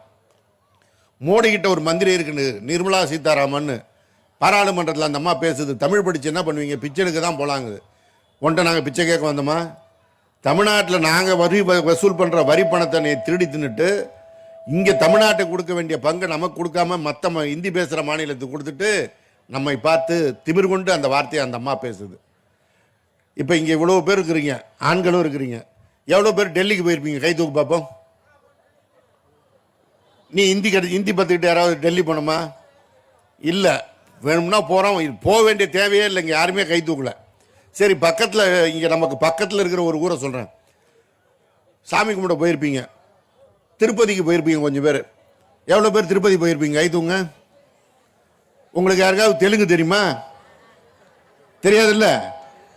பக்கத்தில் திருப்பதியில் இருக்க சாமியை கும்பிட போகிறதுக்கு நம்ம தெலுங்கு கற்றுக்காமல் போகிறோம். நம்ம ஏன் டெல்லிக்கு போகணும்? ஒரு சினிமாவில் சொல்லுவான், நடுநாட்டில் ஏன்டா நான் சுடுகாட்டுக்கு போகணும்பா. அது மாதிரி நமக்கு எதுக்கு வடநாட்டுக்கு போக வேண்டிய தேவை இருக்குது? அதனால தான் சொல்கிறோம், நாங்கள் ஹிந்தி படிக்க மாட்டோம், எங்களுக்கு தமிழ் போதும், ஆங்கிலம் போதும். எங்கள் பசங்க ஆங்கிலம் படிச்சுட்டா வெளிநாட்டுக்கு வேணால் வேலைக்கு போகட்டும். வட இந்தியாவுக்கு நாங்கள் வேலைக்கு வரல. வட இந்தியாவில் ஹிந்தி படித்தவன் எங்கே வந்து வேலை பார்க்குறான்? கை காட்டி போனீங்கன்னா பார்த்துருக்கலாம். சிக்கன் ஃப்ரைட் ரைஸ் கிண்டுறவன் பார்த்தீங்கன்னா ஹிந்தி படித்தவனாக தான் இருக்கிறான். ஏன்னா அங்கே வேலை கிடைக்கல, இங்கே வேலை தேடி வரான். இப்படி நமக்கு தேவையில்லாத நம்ம மேலே திணிச்சு நம்ம எல்லாம் அடிமையாக்கணுங்கிறது தான் மோடியுடைய எண்ணம். அந்த மோடியை எதிர்த்து தான் இன்றைக்கு நம்முடைய முதலமைச்சர் போராடி கொண்டிருக்கிறார். அவருக்கு நாம் துணை நிற்க வேண்டும். ஒரு முதலமைச்சர்னா ஏதோ உட்கார்ந்த இடத்துல ஆட்சி பண்ணிட்டு போகலாம். ஆனால் நம்முடைய முதலமைச்சர் அப்படி இல்லை. ஒவ்வொரு மாவட்டத்துக்கும் வராரு, அங்கே இருக்கிற ஜனங்களை பார்க்குறாரு, அவங்களுக்கு என்ன தேவைன்னு கேட்குறாரு, தேவையை கேட்டு செய்கிறார். அப்படி போய் பார்த்ததுனால தான் ஒரு பள்ளிக்கூடத்துக்கு ஒரு நாள் காலையில் போனார். பசங்க கொஞ்சம் பேர் சோர்வாக இருந்தால், முகம் களைப்பாக இருந்தது. ஏன்பா நீ களைப்பாக இருக்கேன்னு கேட்டார். இல்லை, காலையில் நான் சாப்பிடாமல் வந்துட்டேன். ஏன் சாப்பிடாமல் வந்தேன்னு கேட்டாங்க. காலையில் எங்கள் அம்மா வேலைக்கு போயிட்டாங்க, அப்பா வேலைக்கு போயிட்டாங்க, சமைக்கிறதுக்குள்ளே நான் பள்ளிக்கூடத்துக்கு வர வேண்டியதாக போச்சு, அதனால் சாப்பிடாமல் வந்தேன்னா. அதனால தான் காலை உணவு திட்டத்தை கொண்டு வந்தார். ஒரு சின்ன புள்ள பள்ளிக்கூடத்தில் படிக்கிற 2வது 3வது படிக்கிற பிள்ளைங்க கேட்டு அந்த கஷ்டத்தை உணர்ந்து அது என்ன நாளைக்கா வந்து ஓட்டு போட போது இல்லை. ஆனால் அந்த பிள்ளைங்க நல்லா இருக்கணுங்கிறது தான் காலை உணவு திட்டத்தை கொண்டு வந்தார். அப்படிப்பட்ட முதலமைச்சர் ஏழை மக்களுக்கு, எளிய மக்களுக்கு போய் பார்க்கின்ற ஒரு முதலமைச்சராக நம்முடைய முதலமைச்சர் இருக்கார். இன்னும் சொல்லணும்னா, கடும் மழை ஒரு 2-3 மாதத்துக்கு முன்னாடி வந்தது. நான் அரியலூரில் இருக்கிறேன். டிவியில் பார்த்துட்டு நம்ம முதலமைச்சர், உங்கள் மாவட்டத்தில் ஒரு குறிப்பிட்ட பகுதியில் தண்ணி தேங்கி நிற்குதுன்னு சொல்கிறாங்க, முத்துவாஞ்சேரி சாத்தாம்பாடி பக்கத்தில், அதை போய் நீ உடனே பாருன்னு சொல்கிறார். நான் உடனே அங்கே வந்து பார்க்குறோம். ஏக்கர் கணக்கில் 200-300 ஏக்கருக்கு தண்ணி வெள்ளத்தில் சூழ்ந்திருக்கு. நான், நம்ம ஒன்றிய செயலாளர், மற்ற நிர்வாகிகள்லாம் போய் பார்க்குறோம். என்ன காரணம்னா, பொன்னாது வாய்க்காலில் அங்கே அடப்பாக இருக்குது, அதை சரி பண்ணணுன்னு சொன்னாங்க. அங்கே போனால் ஆகாய தாமரை அடைச்சிருந்தது. உடனே அதிகாரிகளை வர வச்சு சுத்தம் பண்ணுறதுக்கு 1/2 மணி நேரம் நாங்கள் அங்கேயே அரை நாள் அங்கேயே உட்காந்துருந்து சுத்தம் பண்ண பிறகு இந்த தண்ணி வடிஞ்சுது. தண்ணி வடிந்த பிறகு நான் முதலமைச்சர் அலுவலகத்தை சொல்கிறேன், நாங்கள் போனோம், சரி பண்ணிட்டோம்னு. ஒரு முதலமைச்சர் தமிழ்நாட்டில் எந்த பிரச்சனை வந்தாலும் டிவியில் பார்த்துட்டா உடனே கூப்பிட்டு அந்த அமைச்சர்களையோ கலெக்டரையோ அங்கே என்ன பிரச்சனை உடனே தீர்த்துட்டு எனக்கு சொல்லுங்கன்னு சொல்கிற முதலமைச்சர் இன்றைக்கு இருக்கின்ற நம்முடைய முதலமைச்சர் தளபதி மு.க. ஸ்டாலின். எனவே அவருடைய ஆட்சி தொடர வேண்டும். நம்ம தமிழ்நாடு காப்பாற்றப்பட வேண்டும். மோடி கம்பெனியை வீட்டுக்கு அனுப்ப வேண்டும். அதற்கு அவர் பிறந்தநாளில் அவருக்கு நீங்கள் ஆதரவாக இருக்க வேண்டும் என்று கேட்டு இந்த நல்ல வாய்ப்பிற்கு நன்றி கூறி விடைபெறுகிறேன். நன்றி, வணக்கம். அடுத்ததாக தலைமைக் கழக முதல்நிலை பேச்சாளர் தூத்துக்குடி சரவடி சரத்பாலா அவர்களை மேடை சிறப்புரையாற்ற அழைக்கின்றோம்.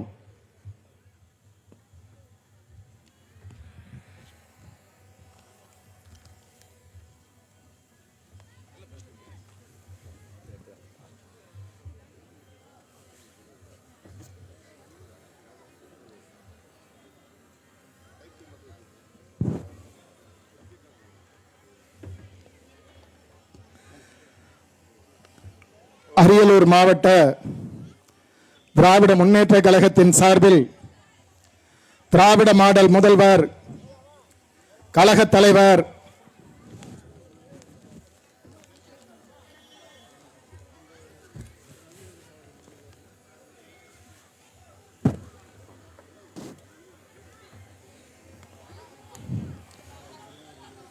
மாண்புமிகு தமிழ்நாடு முதலமைச்சர் அவர்களுடைய 72ஆம் ஆண்டு பிறந்தநாள் விழா பொதுக்கூட்ட நிகழ்ச்சிக்கு தலைமை பொறுப்பதனை ஏற்றிருக்கக்கூடிய தாப்பலூர் மேற்கு ஒன்றிய கழகத்தின் பொறுப்பாளர் பாசத்திற்குரிய அருமை அண்ணன் தனவேல் அவர்களே, வந்தவர்களை வரவேற்று மகிழ்ந்திருக்கக்கூடிய ஒன்றிய துணை செயலாளர் அருமையண்ணன் மா பாண்டியன் அவர்களே, முன்னிலை பொறுப்பதனை ஏற்றிருக்கக்கூடிய ஒன்றிய அவைத் தலைவர் அருமையண்ணன் கோ ராஜேந்திரன் அவர்களே, ஒன்றிய துணை செயலாளர்கள் ப ஆறுமுகம் அவர்களே, அபூர்வம் அருள் அவர்களே, மாவட்ட கழக பிரதிநிதிகள் கோ சாமிநாதன் அவர்களே, பு ராஜேந்திரன் அவர்களே, ஜி கே தேவேந்திரன் அவர்களே, மாவட்ட தொண்டரணியின் அமைப்பாளர் அருமையண்ணன் ஆர் வி முருகானந்தம் அவர்களே, முன்னாள் ஒன்றிய பொறுப்புக்குழு உறுப்பினர் அருமையண்ணன் மு கண்ணன் அவர்களே, நிகழ்ச்சியிலே கலந்து கொண்டு சிறப்புரையாற்றி விடைபெற்றிருக்கக்கூடிய தலைமை கழகத்தின் தலை சிறந்த சொற்பொழிவாளர் என்னுடைய அருமை நண்பர் இரா இளஞ்செழியன் அவர்களே,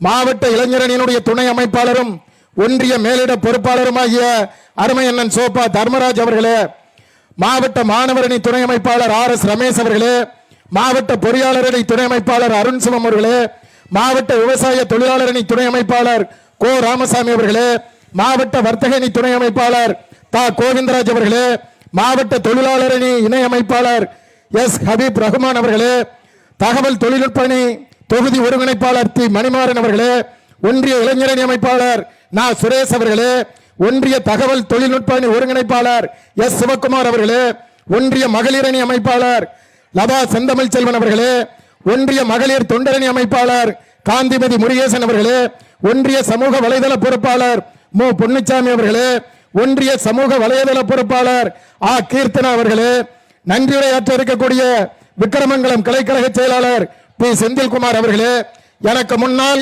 இங்கே சிறப்புரையாற்றி விடைபெற்றிருக்கக்கூடிய தலைமை கழகத்தின் இளம் பேச்சாளர், கழகத்தின் இளைஞரணி செயலாளர், மாண்புமிகு தமிழகத்தின் துணை முதல்வர், எதிர்கால தமிழகத்தின் நம்பிக்கை நட்சத்திரம் ஆரியர் அண்ணன் உதயநிதி ஸ்டாலின் அவர்களால் கண்டெடுக்கப்பட்டு கழகத்தின் இளம் சொற்பொழிவாளராக அறிமுகப்படுத்தப்பட்டு சிறப்பான உரையாற்றி விடைபெற்றிருக்கிற தனிமரக்காடு சம்பத்குமார் அவர்களே, நிகழ்ச்சியில் கலந்து கொண்டு சிறப்புரையாற்றி விடைபெற்றிருக்கக்கூடிய அரியலூர் மாவட்டத்தில் பெற்ற குழந்தையை பாதுகாப்பது போல் இந்த இயக்கத்தை பாதுகாத்து வரக்கூடிய பாதுகாவலர் மாண்புமிகு தமிழ்நாடு அரசினுடைய போக்குவரத்து துறை அமைச்சர், கழகத்தின் தலைவர், மாண்புமிகு தமிழக முதல்வர் தளபதியார் அவர்களால் அரியலூர் அரிமா என்று போற்றப்பட்ட எங்கள் ஆரியர் அண்ணன் சாசி சிவசங்கர் அவர்களே மற்றும் நிகழ்ச்சியில் கலந்து கொண்டு சிறப்பு சேர்த்துக் கொண்டிருக்கிற கழகத்தின் பல்வேறு பொறுப்புகளில் பொறுப்பு வகிக்கக்கூடிய கழக நிர்வாகிகளே, நிகழ்ச்சிக்கு பெருமை சேர்க்கிற வகையில் பெருந்திரளாய் கலந்து கொண்டு நிகழ்ச்சிக்கு பெருமை சேர்த்துக் கொண்டிருக்கிற பெருமதிப்புக்குரிய தாய்மார்களே, நிகழ்ச்சிக்கு சிறப்பான பாதுகாப்பு ஏற்பாடு செய்திருக்கக்கூடிய கடமை தவறாத கண்ணியத்திற்குரிய காவல்துறை அதிகாரிகளே, பத்திரிகையாளர்களே, ஊடகவியாளர்களே, தோழமை கட்சியில் பணியாற்றி கொண்டிருக்கிற தோழமை கட்சியை சேர்ந்த சகோதரர்களே, மாற்று கட்சியில் பணியாற்றி கொண்டிருக்கக்கூடிய மாற்று கட்சியை சேர்ந்த நண்பர்களே, உங்கள் அனைவருக்கும் முதற்க நெஞ்சார்ந்த நன்றி கலந்த வணக்கத்தை தெரிவித்துக் கொண்டு, அமைச்சர் அவர்கள் பேசி முடித்தவுடனேயே எங்க அக்கா மாதிரி எந்திரிக்க ஆரம்பிச்சிட்டீங்க. காரணம் அதுதான் நடைமுறை. ஏனென்றால் அமைச்சர் தான் இறுதியாக பேசுவார். ஆனால் அரியலூர் மாவட்டம் அதற்கு விதிவிலக்கு. ஒரு கூட்ட நோட்டீஸில் கூட கழகத்தின் கடைசி மட்ட தொண்டனாக இருக்கிற பேச்சாளர்கள் பெயரை முன்னிலைப்படுத்தி அதற்கு கீழ் அவர் பெயரை போடுவது மாத்திரமல்ல, அவர் பேசி அமர்ந்து நான் இருக்கிறேன் நீங்கள் பேசுங்கள் என்று பேச்சாளர்களை பேச விடுகிற மரியாதைக்குரிய அமைச்சர் அண்ணன் சாசி சிவசங்கர் அவர்கள் என்பதில் மாற்று கருத்து இருந்திட முடியாது. நான் இங்கே எதை பேச வேண்டும் என்று நினைத்தேனோ அதையெல்லாம் அருமை நண்பர் இளஞ்செழியன் அவர்களும் அருமை தம்பி சம்பத்குமார் அவர்களும் நம்முடைய மாண்புமிகு அமைச்சர் அவர்களும் பேசிவிட்டார்கள். என்னை பெற்றெடுக்காத தாய்மார்களே, என் உடன்பிறவா சகோதரிகளே, பயப்படாதீர்கள். தூத்துக்குடியிலிருந்து வந்திருக்கிற சண்டாளன் சரத்பாலா 1 மணி நேரம் பேசி விடுவானா என்று பயப்படாதீர்கள். 10 நிமிஷம்தான். ஏன்னா உங்க மனநிலை எனக்கு தெரியும். நல்ல பேச்சாளர் யார் தெரியுமா? 1 மணி நேரம் 2 மணி நேரம் பேசுறவன்லாம் நல்ல பேச்சாளர் கிடையாது. எதிரே இருக்கிற மக்களின் மனநிலை புரிந்து யார் பேசுறானோ அவன் தான் நல்ல பேச்சாளர். ஒரு கூட்டத்துக்கு இதே மாதிரி தான் ஒரு பேச்சாளர் அழைச்சிட்டு போயிருக்காங்க. 1/2 மணி நேரம் பேசியிருக்கான். எல்லாம் உங்களை மாதிரி அமைதியா ஆர்வமா கேட்டுக்கிட்டே இருந்திருக்காங்க. பேச்சாளருக்கு ஆர்வம் அதிகமாயிட்டு நம்ம பேச்சை கேட்காங்கன்னு சொல்லிட்டு அடுத்த 1/2 மணி நேரம் பேசியிருக்கான். அப்பவும் அமைதியா ஆர்வத்தோடு கேட்டுக்கிட்டு இருந்திருக்காங்க. பேச்சாளருக்கு இன்னும் ஆர்வம் அதிகமாயிட்டு அடுத்தும் பேச ஆரம்பிச்சிருக்கான். விக்கிரமங்கலத்தில் இருக்கிற இளைஞர்கள் மாதிரி தான் 3 இளைஞர்கள் விவரமா மேடைக்கு முன்னாடி வந்திருக்கான். கல்லை தூக்கி போட்டு குறி பார்த்திருக்கான். பேச்சாளர் சொன்னானா எரியுன்னா எரிஞ்சிடறா, இப்படி பயங்காட்டினா என்னையால எப்படி பேச முடியும் நானா? உடனே அவன் சொன்னானா, நீ வெளியூர்ல இருந்து பேச வந்திருக்க, இது அரியலூர் மாவட்டத்துக்கு வந்திருக்க, நாங்க வந்தவங்களை வாழ வச்சு தான் பழக்கம், நீ எவ்வளவு நேரம்னாலும் பேசு, நல்லா பேசு, சத்தியமா ஒன்னையும் எரிய மாட்டேன், ஆனா உன்னைய பேசுறதுக்கு கூப்பிட்டு வந்த மாதிரி ஒரு ஒன்றிய செயலாளர் அவர் எங்க இருக்காருன்னு தேடிக்கிட்டு இருக்கேங்கிற நிலைமை தனவேலனுக்கு வந்துடக்கூடாது. அதனால நான் ரொம்ப நேரம் பேச மாட்டேன், 10 நிமிஷம். பயப்படாதீங்க, எல்லாம் நான் தமிழ்நாட்டில் என்ன நடக்குன்னு என்னைய விட உங்களுக்கு நல்லா தெரியும். ஆனா இந்த அரியலூர் மாவட்டத்திற்கு இந்த 4 ஆண்டு காலம் பொற்காலம் என்பதை தயவு செய்து நீங்கள் மறந்துவிடக் கூடாது. வரலாற்றில் எங்கேயும் நடக்காத நிகழ்வு என்ன தெரியுமா? செயங்கொண்டம், ஆண்டிமடம் பகுதிகளில் நிலக்கரி சுரங்கம் அமைப்பதற்காக 4813 ஏக்கர் நிலத்தை அரசாங்கம் எடுத்தது, கையகப்படுத்தியது. சுரங்கம் அமையவில்லை. பலகட்ட போராட்டம் எல்லா கட்சியும் நடத்தினார்கள். போராட்டம் பல கட்சி நடந்ததற்கு பிறகும் வரலாற்றில் இந்தியாவில் எங்கேயும் நிகழாத நிகழ்வு 4813 கையகப்படுத்தப்பட்ட ஏக்கர் நிலங்களை அரசாங்கமே பத்திர செலவிட்டு நில உரிமையாளர்களிடம் ஒப்படைத்த ஆட்சி தளபதியார் தலைமையிலான திராவிட மாடல் ஆட்சி என்றால் அதற்கு காரணமாக இருந்தவர். விளக்கு தங்கமாக இருக்கலாம், தானாக எரிந்து விடுமா? எரியாது. தங்க விளக்காக இருந்தாலும் எண்ணெய் ஊத்தி திரி போட்டு பத்த வைப்பதற்கு ஒரு கரம் வேண்டும் அல்லவா? அந்த கரம் தான் உங்கள் வீட்டு பிள்ளை மாண்புமிகு அமைச்சர் அண்ணன் சாசி சிவசங்கர் அவர்களுடைய கரங்கள் என்பதை தயவு செய்து மறந்துவிடார். இதுதான் ஒரு அமைச்சர்.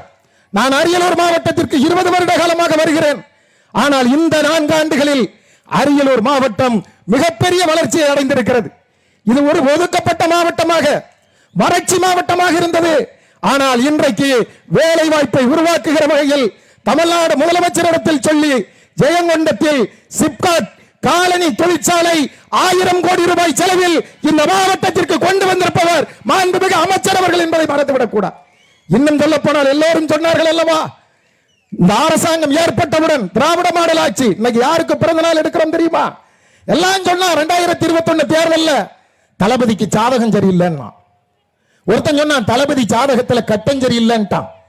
அதை தாண்டி எங்க அண்ணன் ஹெச்ராஜான்னு ஒருத்தர் இருக்கார் பாத்தீங்களா, அவர் சொன்னாரு தளபதி ஜாதகத்தை எடுத்து கொண்டு போய் குன்னக்குடி வைத்தியநாத ஐயரிடமே பார்த்து விட்டேன், இவர் ஜாதகத்திற்கு முதலமைச்சராகிற ராசியே இல்லைன்னா. ஐயோ பாவம், தளபதி ஜாதகத்தை பார்த்த எவனும் தன் ஜாதகத்தை பார்க்க மறந்து போய் விட்டார்கள். இத்தனை பொய் பிரச்சாரங்கள் மத்தியிலே மோடியின் ஆட்சி, தமிழகத்தில் 10 ஆண்டு காலம் நடைபெற்றுக் கொண்டிருந்த அதிமுக ஆட்சி, அத்தனை பணபலம் படைபலம் அதிகார பலம் அத்தனையும் அடித்து நொறுக்கி 2021 உங்களின் பேராதரவோடு முதலமைச்சரானவர் தான் நம்முடைய மாண்புமிகு முதலமைச்சர் தளபதியார் அவர்கள் என்பதை மறந்து விடாது. கவர்னர் மாளிகையிலே பதவியேற்பு விழா அன்றைக்கு நிலைமை என்ன தெரியுமா? என்னை விட உங்களுக்கு எல்லாம் தெரியும், ஆனால் ஞாபகப்படுத்த வேண்டிய கடமை எங்களுக்கு உண்டு. அன்னைக்கு கொரோனா என்கிற பெருந்தொற்று, 2வது அலை, எங்கு பார்த்தாலும் கொரோனா. ஒரு நாள் கொரோனாவால் பாதிக்கப்பட்டவர்களின் எண்ணிக்கை 1000. எங்கு பார்த்தாலும் ஆம்புலன்ஸ் சவுண்டுகள், மரண ஓலங்கள். மருத்துவமனைக்கு சென்றால் படுக்கை வசதி கிடையாது, ஆக்சிஜன் சிலிண்டர் கிடையாது. முதலமைச்சராக கவர்னர் மாளிகையில் பொறுப்பேற்கிறார் நம்முடைய மாண்புமிகு முதலமைச்சர். பொறுப்பேற்கிற பொழுது சொன்னார், கவர்னர் என்ன சொன்னார் தெரியுமா? மு.க. ஸ்டாலின் எனும் நான்ட்டு போய் உட்கார்ந்தாரு. நம்ம எல்லாம் டிவி முன்னாடி உட்கார்ந்துகிட்டு இருக்கோம். தளபதி நடந்து வந்தார் பாத்தீங்களா, அந்த நடையே ஒரு சிங்க நட. அப்படி ஒளிபெருக்கி முன்னால் வந்து நின்றுட்டு நம்மளும் கவர்னர் சொன்னதை திருப்பி சொல்லுவாரு மு.க. ஸ்டாலின் எனும் நான் நினைச்சோம். அந்த ஒளிபெருக்கி முன்னாடி வந்து நின்று சொன்னார் பாருங்க, முத்துவேல் கருணாநிதி ஸ்டாலின் எனும் நான். அப்படி திரும்பி பார்த்தார் பாத்தீங்களா, அன்னைக்கு தான் சார் தலை குனிந்த தமிழகம் தலை நிமிர்ந்தது. முதலமைச்சராக பொறுப்பேற்று விட்டு வெளியே வருகிறார். பத்திரிகையாளர்கள் சூழ்ந்து கொண்டார்கள். மாண்புமிகு முதலமைச்சர் அவர்களே, 10 ஆண்டுகளுக்கு பிறகு திராவிட முன்னேற்ற கழகத்தின் ஆட்சி வந்திருக்கிறது, அதுவும் தனி மெஜாரிட்டியோடு ஆட்சி பொறுப்புக்கு வந்திருக்கிறீர்கள், உங்கள் முகத்தில் மகிழ்ச்சியே இல்லையே, காரணம் என்னவென்று கேட்டார்கள். தளபதி சொன்ன பதில் என்ன தெரியுமா? அதற்கு கூட தாய்மார்களைத்தான் உதாரணமாக சொன்னார். என்ன சொன்னார் தெரியுமா? நான் முதலமைச்சராக பொறுப்பேற்றுக் கொண்டேன், அதில் எனக்கு மகிழ்ச்சி அல்ல. ஒரு குடும்ப தலைவி தான் சமைத்து முடித்தவுடன் தன் கடமை முடிந்து விட்டது என்று மகிழ்ச்சி கொள்வது கிடையாது. தான் சமைத்த உணவை கட்டிய கணவனும் பெற்றெடுத்த குழந்தைகளும் பசியார சாப்பிட்டு முடித்ததற்கு பிறகுதான் ஒரு குடும்ப தலைவி மகிழ்ச்சி அடைவார். அந்த குடும்ப தலைவி இடத்தில் நான் இருக்கிறேன். நான் முதலமைச்சராக பொறுப்பேற்றுக் கொண்டேன். இதில் எனக்கு மகிழ்ச்சி அல்ல. தமிழ்நாட்டில் ஒருவருக்கு கூட கொரோனா இல்லை என்கிற நிலை எப்பொழுது வருகிறதோ அப்பொழுதுதான் மகிழ்ச்சி அடைவேன் என்று சொன்ன தலைவர் நம்முடைய தலைவர் அண்ணன் தளபதி அவர்கள் என்பதை மறந்து விடாது. நீங்கள் எண்ணி பாருங்கள், 2026 இன்னும் 10 மாத காலத்தில் தேர்தல் களத்திற்கு செல்லவிருக்கிறோம்.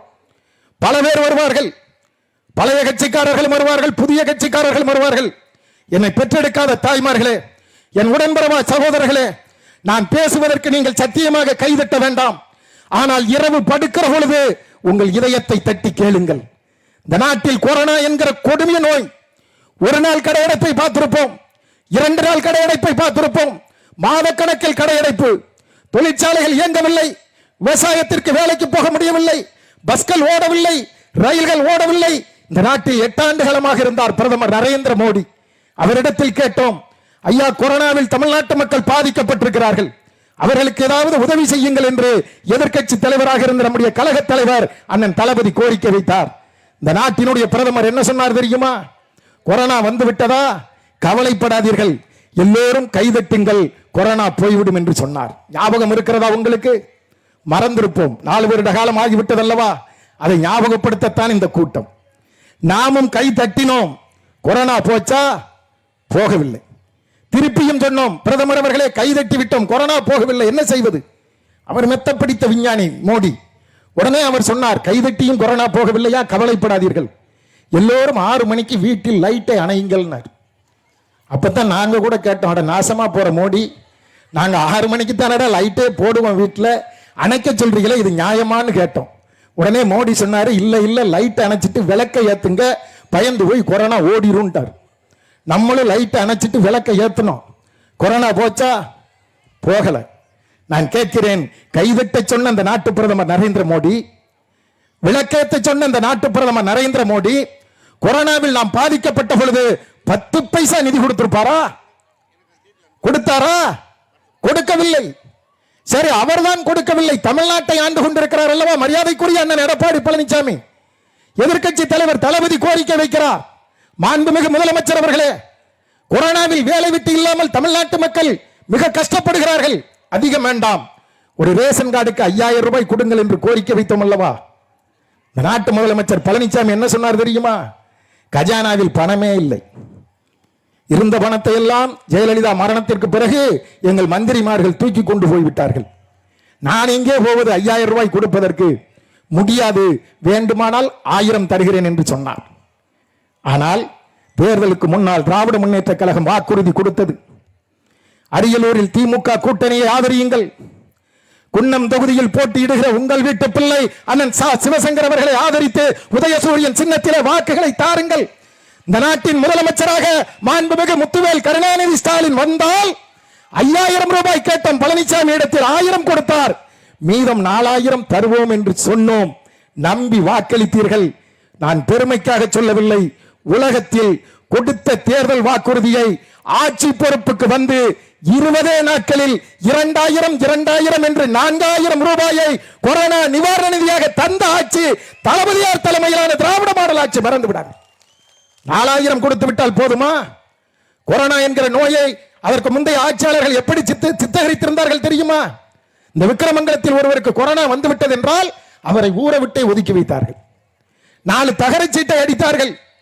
பிளீச்சிங் பவுடர் என்கிற பெயரில் எங்கள் அண்ணன் வேலுமணி அதில் கூட சுண்ணாம்பு பவுடரை வாங்கி போட்டு ஊழல் செய்தார்கள். ஏன்? ஒருவர் மருத்துவமனைக்கு போய் சேர்த்தால், நம்ம யாராவது நம்ம உறவினரை கொரோனாவில் மருத்துவமனையில் சேர்த்தால் யாராவது போய் பார்த்தீர்களா? பார்க்கவில்லை. காரணம் என்ன தெரியுமா? உங்கள் மீது தவறில்லை, அது ஒரு உயிர்கொல்லி நோயாக அதை ஆட்சியாளர்கள் நம்மிடத்தில் அறிமுகப்படுத்தி விட்டார்கள். பார்க்க போனா நம்மளும் செத்துருவோம். இதை விட கொடுமை என்ன தெரியுமா? தாய்க்கு கொரோனா வந்தா மகன் பார்க்கல, மகனுக்கு கொரோனா வந்தா தாய் பார்க்கல, கணவனுக்கு கொரோனா வந்தா மனைவி பார்க்கல, மனைவிக்கு கொரோனா வந்தா கணவன் பார்க்கல. நம் உறவினர்கள் யார் மருத்துவமனையில் இருந்தாலும் யாரும் போய் பார்க்கல. அதை விட கொடுமை என்ன தெரியுமா? ஒருவேளை மருத்துவமனையில் அவர் இறந்து விட்டால் அவருடைய சடலத்தை கூட அந்த குடும்பத்தாரிடம் ஒப்படைக்காமல் மாநகராட்சி வண்டியில் ஏற்றி மையாவடிக்கு கொண்டு போய் குழியை தோண்டி கம்பை வச்சு தள்ளி அடக்கலம் செய்த அவலமான ஆட்சி எடப்பாடி தலைமையில் நடந்த ஆட்சி. எங்கள் தளபதி வந்தார், ஆளுமை மிக்க முதலமைச்சர் என்று சொல்லுகிறோம் அல்லவா, அலங்கார வார்த்தை என்று தயவு செய்து எண்ணி விடாதீர்கள். அது அலங்கார வார்த்தை அல்ல. இந்த கொரோனா நோய் முதலில் எங்கே வந்தது என்றால் சீன நாட்டில். அது ஒரு மிகப்பெரிய வல்லரசு நாடு. ஆனால் அந்த சீன நாட்டின் அதிபர் கூட 10,000 கொரோனா படுக்கைகளை தயார் செய்வதற்கு எடுத்துக்கொண்ட நாட்கள் எவ்வளவு தெரியுமா? 3 மாத காலம்.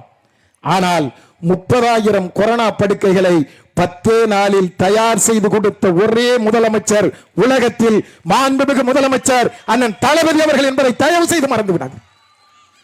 தாயுள்ளம் கொண்ட முதலமைச்சர் என்று சொல்லுகிறோம் அல்லவா, அது என்ன அடைமொழி என்று நினைக்கிறீர்களா? இல்லை அவரை வாழ்த்துவதற்காக பயன்படுத்துகிற மொழியா? கிடையாது. நான் சொன்னேன் அல்லவா, தாய்க்கு கொரோனா வந்தால் மகன் பார்க்கவில்லை, கணவனுக்கு கொரோனா வந்தால் மனைவி பார்க்கவில்லை என்று தளபதி பதவியேற்று விட்டு வருகிறார். பத்திரிகையாளர்கள் கேட்டார்கள், என்ன சொல்ல நினைக்கிறீர்கள் தமிழ்நாட்டு மக்களுக்கு என்று சொன்ன பொழுது தளபதி சொன்னார் தன்னடக்கத்தோடு, எனக்கு வாக்களித்தவர்கள் மகிழ்ச்சி உறுகிற வகையில், எனக்கு வாக்களிக்காதவர்கள் இவருக்கு ஏன் வாக்களிக்கவில்லை என்று வருத்தப்படுகிற அளவில் எல்லோருக்கும் மான ஆட்சியாகத்தான் என் ஆட்சி இருக்கும் என்று சொன்னார் அல்லவா. கோயமுத்தூர் இஎஸ்ஐ மருத்துவமனை ஒருவர் 2 பேர் அல்ல, 300 பேர் கொரோனாவால் பாதிக்கப்பட்டு மருத்துவமனையில் பாதிக்கப்பட்டிருக்கிறார்கள். அந்த கோவை மாவட்டத்தில் 10 தொகுதியில் ஒத்த தொகுதியில் கூட நாங்கள் வெற்றி பெறவில்லை. இந்த நாட்டின் முதலமைச்சர் போகிறார் கோவைக்கு, மருத்துவர்களையும் நர்சுகளையும் அழைத்துக் கொண்டு கவச உடையை போடுகிறார். மருத்துவர்கள் சொன்னார்கள், ஐயா இது விஷப்பரீட்சை, உங்கள் உயிருக்கே ஆபத்தாக மாறக்கூடும், வேண்டாம் இந்த விஷப்பரீட்சை, நீங்கள் இப்படியே திரும்பி போங்கள், நாங்கள் பார்த்துக் கொள்கிறோம் என்றார்கள். இந்த நாட்டின் முதலமைச்சர் என்ன சொன்னார் தெரியுமா? உங்கள் உயிரை விட என் உயிர் எந்த விதத்திலும் உயர்ந்தது கிடையாது. உங்களை அழைத்துக் கொண்டு நான் போனால் பணியாற்றுகிற நீங்கள் உத்வேகம் பெறுவீர்கள். அதே நேரம் அந்த 300 கொரோனா நோயாளிகளை நான் பார்த்தால், முதலமைச்சரே நம்மை வந்து பார்த்துவிட்டு போய்விட்டார், இது ஒன்றும் பெரிய நோய் அல்ல, குணமாகிவிடும் என்கிற நம்பிக்கையை அந்த நோயாளிகள் பெறுவார்கள் என்று மருத்துவர்களையும் நர்சுகளையும் அழைத்துக் கொண்டு 300 கொரோனா நோயாளிகளை நேரில் பார்த்து ஆறுதல் சொன்ன ஒரே முதலமைச்சர், தாயுள்ளம் கொண்ட முதலமைச்சர் அண்ணன் தளபதி அவர்கள் என்பதை தயவு செய்து மறந்து விடாது. நான் கேட்க விரும்புவது, இன்னைக்கு புதிதாக கட்சி ஆரம்பிக்கிறார்கள் அல்லவா, அது ஜனநாயக நாடு, யார் வேண்டுமானாலும் கட்சி ஆரம்பிக்கலாம். ஆனால் நம்மை பார்த்து கேட்கிறார் அல்லவா, what bro, this is very very wrong bro, நம்ம பார்த்து சொல்றாங்க. நான் திருப்பி கேட்கேன், வாட் ப்ரோ, கொரோனா காலத்தில் எங்க ப்ரோ போனீங்க? இந்த நாட்டு மக்கள் செத்து கொண்டிருந்தான ப்ரோ, எட்டி பார்த்து நீங்க ஒரு படத்துக்கு 225 கோடி சம்பளம் வாங்குறீங்களா ப்ரோ, ஏதாவது ஒருவருக்கு ஒரு 100 ரூபாய் கொடுத்து உதவி செஞ்சிருப்பார்களா? கொரோனா வந்த பொழுது யாராவது உங்களை பாஜக தேடி வந்ததா? இதை விட கொடுமை என்ன தெரியுமா? நாங்களே 10 ஆண்டு காலம் எதிர்க்கட்சி, உள்ளூர் தலைவர்களிலிருந்து உலக தலைவர்கள் வரை ஒரே கோஷத்தை தான் சொன்னார்கள், வீட்டிலிரு, விழித்திரு, தனித்திரு. இதுதான் உள்ளூர் தலைவர்களிலிருந்து உலக தலைவர்கள் வரை சொன்ன கோஷம். ஒரே ஒரு தலைவன் மட்டும்தான் கோஷத்தை மாற்றி சொன்னான், ஒன்றிணைவோம் வா என்று சொல்லி எங்களால் முடிந்த அத்தனை உதவிகளையும் எதிர்க்கட்சி நேரத்தில் இந்த மக்களுக்கு செய்த பேர் இயக்கம் திமுக. அந்த உரிமையோடு நாங்கள் 2026 தேர்தல் களத்தை நோக்கி வருகிறோம். நான் இன்னைக்கும் சொல்லுகிறேன், 2026 தேர்தல் களம் என்பது தேர்தல் களமே அல்ல, திராவிடர்களுக்கும் ஆரியர்களுக்கும் நடைபெறப் போகிற இறுதி யுத்த களம். நான் பெருமைக்கு சொல்லவில்லை.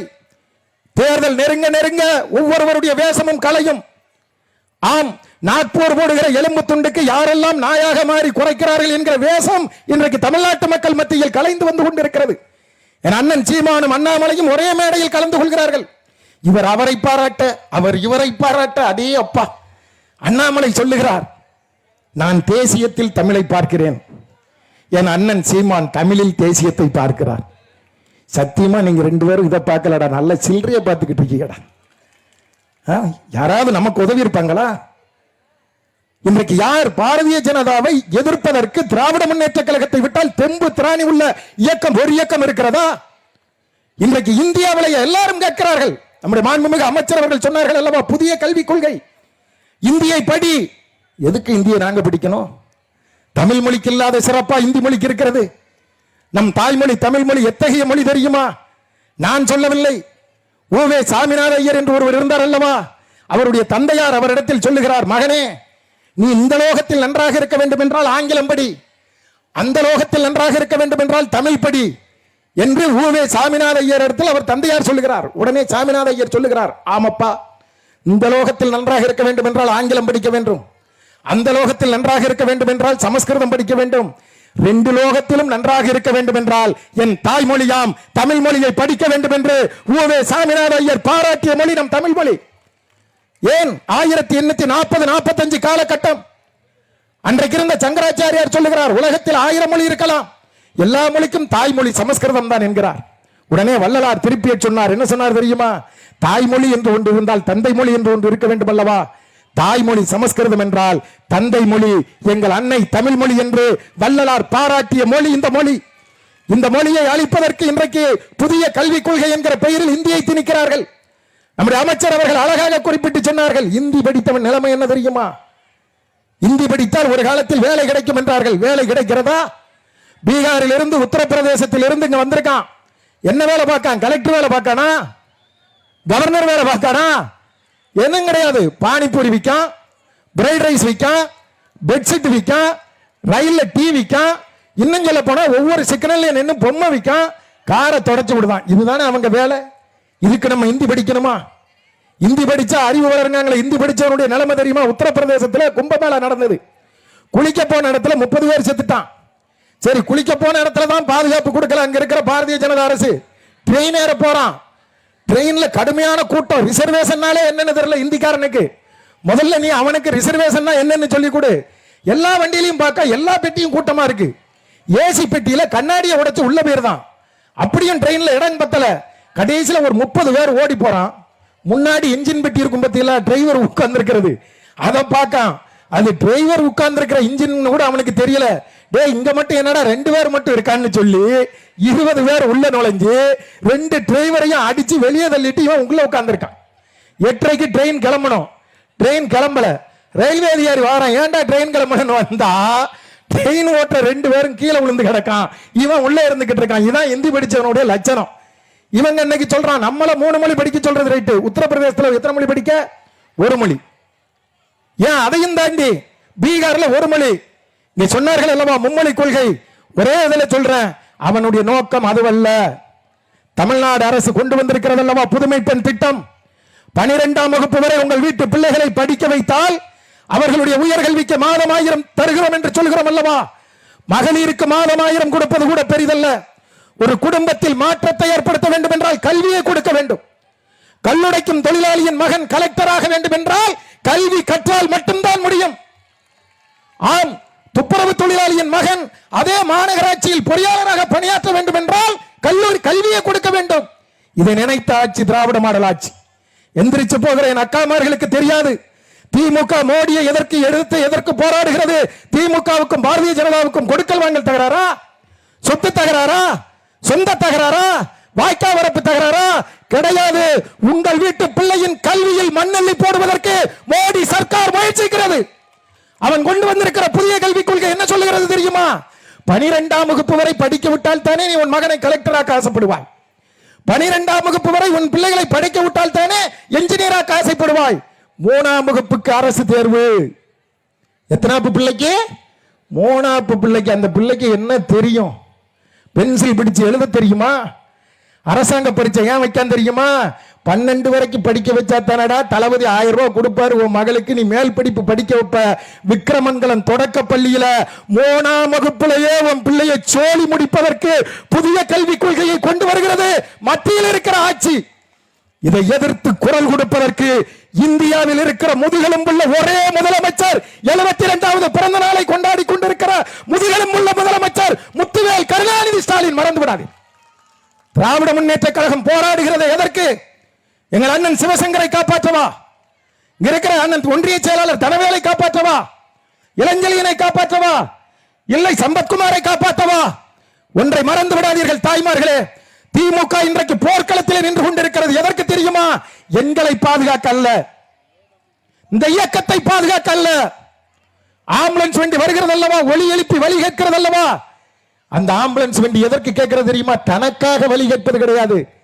என்னை நம்பி ஒருவன் உயிருக்கு போராடி கொண்டிருக்கிறான், அவனை காப்பாற்ற வழிவிடு என்றுதான் தன்னலம் கருதாமல் ஒலி எழுப்பி வழி கேட்கிற ஆம்புலன்ஸை போல்தான் திமுக 2026 தேர்தல் களத்தில் உங்களிடத்தில் நாங்கள் ஆதரவு கேட்பது எங்களை பாதுகாக்க அல்ல, இந்த இயக்கத்தை பாதுகாக்க அல்ல, தமிழ் இனத்தை பாதுகாக்க, தமிழ் மண்ணை பாதுகாக்க, தமிழ் மக்களை பாதுகாக்க, தமிழ் பண்பாட்டை பாதுகாக்க, தமிழ் கலாச்சாரத்தை பாதுகாக்க திராவிட முன்னேற்ற கழகத்தை விட்டால் வேறு நாதி கிடையாது. இன்னும் சொல்லட்டுமா, உங்கள் எதிர்கால சந்ததியினருக்கு வாழ்வே கிடையாது. நாங்கள் களமாடி கொண்டிருப்பது நம் எதிர்கால சந்ததியினருக்காக. தயவு செய்து மறந்து போய்விடாதீர்கள். 100 நாள் வேலை வாய்ப்பு திட்டம் கொண்டு வந்தது யார்?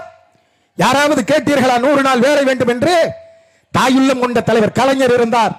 எங்கள் ஆதரவோடு மத்தியிலே அன்னை சோனியா காந்தியின் வழிகாட்டுதலோடு இந்த நாட்டு பிரதமராக ஐயா மன்மோகன் சிங் வந்தார். நகர்ப்புறத்தில் இருப்பவர்களுக்கு வேலை வாய்ப்பு இருக்கிறது, கிராமப்புறத்தில் இருக்கிற மக்கள் வறுமையில் வாடுகிறார்கள். ஆண்டுக்கு 100 நாள் வேலை வேண்டும் என்று கலைஞர் அன்னை சோனியாவிடத்தில் கோரிக்கை வைத்தார். கலைஞர் எதை கேட்டாலும் தட்டாமல் செய்து கொடுக்கிற அன்னை சோனியா இந்த நாட்டு பிரதமரிடத்தில் சொல்லி 100 நாள் வேலை திட்டம் வாங்கி கொடுத்தோம் அல்லவா? 100 நாள் வேலைக்கு போகிறவர்கள் யார்? மிட்டா மிராசுதாரர்களா?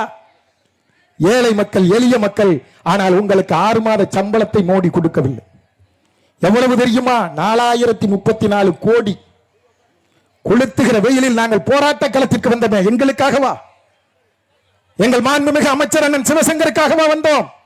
இல்லை, உங்களை பாதுகாக்க நாங்கள் களத்திற்கு வந்தோம். தப்பித்தவறி மீண்டும் மோடி ஆட்சி வந்துவிட்டது என்றால் 100 நாள் வேலை கிடையாது. கம்மாக்கரையில் மண்ணெல்லி போடுகிற வேலை உங்களுக்கு கிடையாது. நம் தலையில் மண்ணெல்லி போட்டு உயிரோடு அடக்கம் செய்துவிடும் பாரதிய ஜனதா என்பதை தயவு செய்து மறந்து விடாதீர்கள். உங்களிடத்தில் நாங்கள் வாக்கு கேட்கக்கூடாது, நீங்கள் வீடு வீடாக கேட்க வேண்டும். அண்ணன் சிவசங்கர் 4 வருடம் அமைச்சரானதற்கு பிறகு போக்குவரத்து துறையில் எத்தனை மாற்றம் தெரியுமா? கன்னியாகுமரியில் இருந்து சென்னை வரைக்கும் ஒரே ஒரு நாள் பயணம் செய்து பாருங்கள், உங்களுக்கு தான் கட்டணமில்லா பேருந்து இருக்கிறது. என்ன அது என்ன சாதாரண திட்டமா? முதல் கையெழுத்து போட்டவர் தளபதி. அந்த திட்டத்தை நடைமுறைப்படுத்தியவர் நம்முடைய மாண்புமிகு அமைச்சர் அவர்கள். ஒரு பஸ்ஸில் இலவசமா யார் போக முடியும் தெரியுமா? கண்டக்டர் போகலாம், டிரைவர் போகலாம். 3வது யார் போக முடியும் தெரியுமா? அந்த பஸ்ஸுக்கு முதலாளியாக இருந்தால் தான் போக முடியும். நீங்கள் பஸ்ஸில் கண்டக்டரா? இல்ல. டிரைவரா? இல்ல. டிக்கெட் எடுக்காம போறீங்களா? அப்ப நீங்க எல்லாம் யாரு? எக்கா, உங்களை எல்லாம் பஸ்ஸுக்கு முதலாளி ஆக்கிட்டு தான் மேடையில் உட்கார்ந்து இருக்காரு அண்ணன் சிவசங்கர் என்பதை தயவு செய்து மறந்து விடாது. நாங்கள் என்னதான் வெள்ளையும் சொல்லையுமா போயிட்டு டிக்கெட் எடுக்கலனால விட்டுருவாரா கண்டக்டர்? கழுத்தை பிடிச்சு கீழே இறக்கி விட்டுருவாரு. உங்ககிட்ட டிக்கெட்டு கூட எங்க போறீங்கன்னு கூட கேட்கறது கிடையாது. ஏறினவன பளிச்சு பளிச்சு பளிச்சுன்னு கிழிச்சு கொடுக்காரா? இதுதானே திராவிட மாடல் ஆட்சி? இதுதானே உங்களுக்கான ஆட்சி, பெண்களுக்கான ஆட்சி? இப்படி அடுக்கடுக்கா திட்டம். இன்னொன்னு தெரியுமா? பிரசன்ஸ் ஆஃப் மைண்ட் வேணும். அது எதிர்க்கட்சியா இருக்கையிலும் நம்ம அமைச்சர்கிட்ட உண்டு, இப்பவும் உண்டு. இன்னைக்கு சட்டமன்றம், இன்னைக்கு ஒண்ணு இந்த அரியலூர்ல இருந்து அண்ணன் இந்த நிகழ்ச்சிக்கு வரல, சென்னையில போய் சட்டமன்றத்தில் கலந்து கொண்டு விட்டு அதற்கு பிறகு வேக வேகமாக வந்து இந்த நிகழ்ச்சியில கலந்து கொண்டிருக்கிறார். சட்டமன்றத்தில் ஒரு கேள்வி வருகிறது. நம்முடைய சபாநாயகர் சொல்லுகிறார், நான் முதல்வன் திட்டம் மூலம் மாணவர்களை ஏற்றி விடுகிற பாலமாக இந்த ஆட்சி இருக்கிறது. உடனே எங்க அக்கா வானதி சீனிவாசன் எந்திரிச்சு, மோடி மேல என்ன கோபமோ நமக்கு தெரியாது, அவங்க சொல்றாங்க, வானதி சீனிவாசன் பாலம் கட்டுறதை நாங்கள் வரவேற்கிறோம், ஆனால் அந்த பாலம் திடமாக இருக்க வேண்டும். சொல்லிட்டு உட்கார்ல. அதுதான் பிரசன்ஸ் ஆஃப் மைண்ட். நம்ம அமைச்சர் யாரு? உங்கள் வீட்டு பிள்ளை, உங்களில் ஒருவர், உங்களுக்காக உழைக்கக்கூடியவர் அண்ணன் சிவசங்கரன் எந்திரிச்சு என்ன சொன்னார் தெரியுமா? ஆமா சகோதரி, இந்த பாலம் நீங்கள் கட்டிய பாம்பன் பாலம் போல இருக்காது, திராவிட மாடல் அரசாங்கம் கட்டுகிற பாலம் உறுதியாக இருக்கும் என்று சொல்லி கேள்வி கேட்ட வானதி அந்த இடத்துல பதில். இதுக்கு பேர் தான் பிரசன்ஸ் ஆஃப் மைண்ட். வேற ஒண்ணும் இல்ல சார். ஒரு கிராமத்துக்கு போறாரு, அந்த குழந்தையின் பெயர் செம்பருத்தின்னு நினைக்கிறேன். ஐயா, எங்க ஊருக்கு ஒரு நூலகத்தை கட்டி கொடுங்க, அந்த நூலகத்துக்கு உங்க பேரையே சூட்டுவோம், நாங்க ரொம்ப மகிழ்ச்சி அடைவோங்க. பெருமைக்கு சொல்லவில்லை, அரசாங்கத்தின் நிதியில் அல்ல, தன் சொந்த நிதியில் அந்த ஊரில் நூலகம் கட்டினார். ஆனால் அந்த குழந்தை சொன்னதல்லவா உங்கள் பெயரை சூட்ட வேண்டும் என்று. அண்ணன் யார் பெயரை சூட்டினார் தெரியுமா? எந்த குழந்தை அவரிடத்தில் கோரிக்கை வைத்ததோ அந்த குழந்தையின் பெயரில் நூலகத்தை கட்டி அந்த குழந்தையின் திருக்கரங்களால் அந்த நூலகத்தை திறந்து வைத்தவர். அடுத்த தேர்தலை பற்றி சிந்திப்பதற்கு 1000 கட்சி இருக்கிறது. அடுத்த தலைமுறையை பற்றி சிந்திப்பதற்கு இருக்கிற ஒரே கட்சி திராவிட முன்னேற்ற கழகம் என்பதை தயவு செய்து மறந்து விடாதீர்கள். இன்னும் சரியாக 10 மாத காலம் இருக்கிறது. உங்கள் பாதம் தொட்டு கேட்கிறேன், நீங்கள் பெற்றெடுக்காத பிள்ளையாக கேட்கிறேன், உங்கள் உடன்பிறவா சகோதரனாக கேட்கிறேன், இந்த தேர்தலில் யார் வென்றால் என்ன என்று எண்ணி விடாதீர்கள். உங்கள் நமக்காக இல்லாவிட்டாலும் நம் குழந்தைகளின் எதிர்காலம் சிறப்பாக இருக்க வேண்டும். இன்னைக்கு தமிழ்நாட்டின் மீது ஆதிக்க சக்திகள் படையெடுக்கிறார்கள். அதிமுகவினுடைய நிலைமை, எங்களுக்கு இருக்கிற ஆசை என்ன தெரியுமா?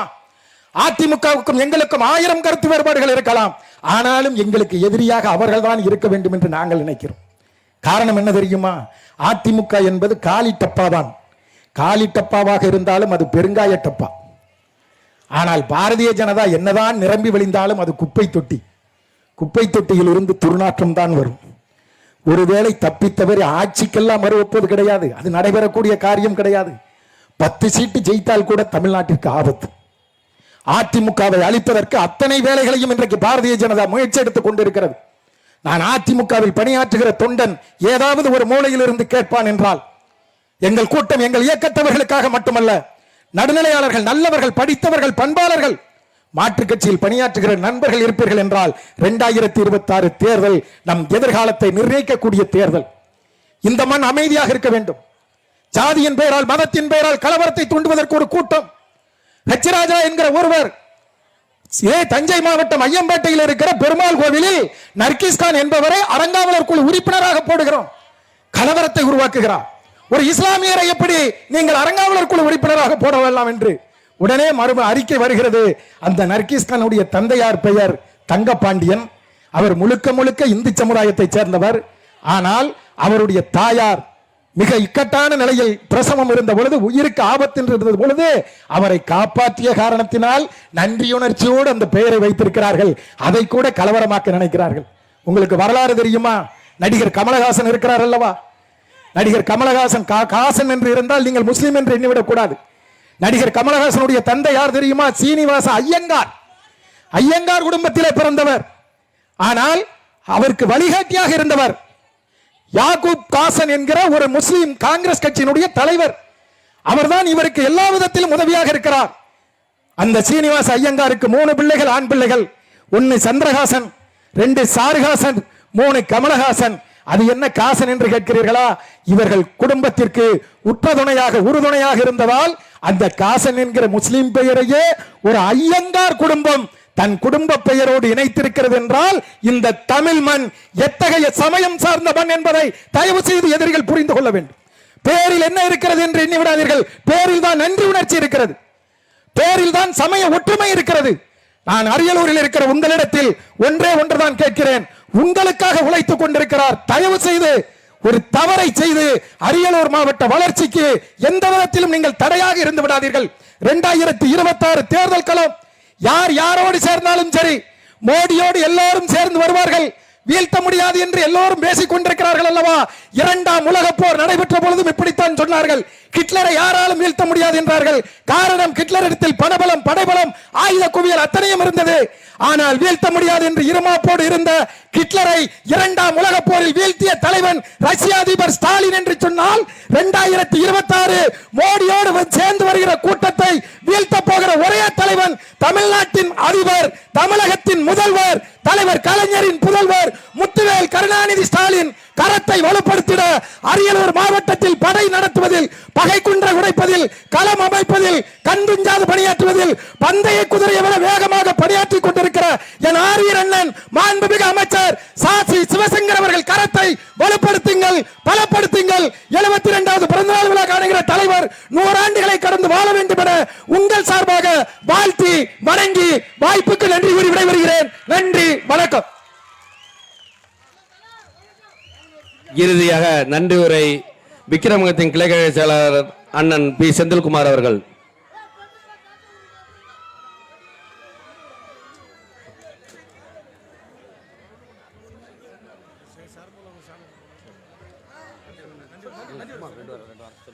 வருகை புரிந்த அனைவருக்கும் விக்கிரமங்கலம் கிளைகளத்தின் சார்பில் நன்றி.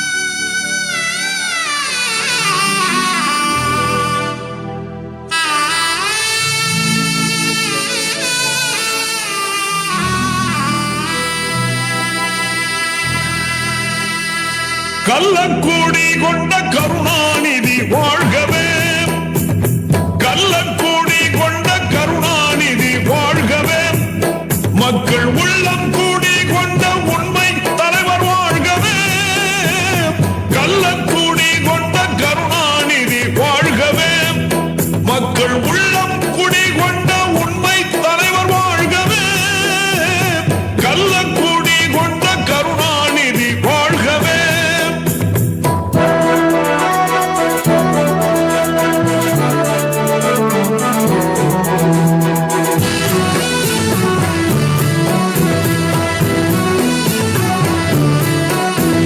பொன்னான தமிழ்நாட்டில் அண்ணாவின் தம்பியாய் பொலிகின்ற கருணாநிதி, பொன்னான தமிழ்நாட்டில் அண்ணாவின் தம்பியாய் பொலிகின்ற கருணாநிதி, அன்றாடம் புகழ்பாடும் வழிகாட்டி ஒளிகாட்டி கொண்டார்.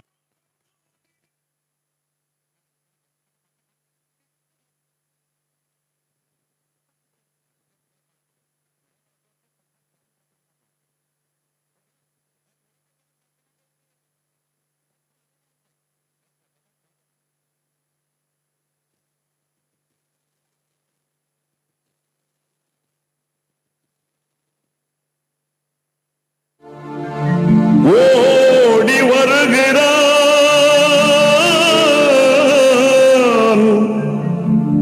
உதய சூரியன், ஓடி வருகிறான் உதய சூரியன்,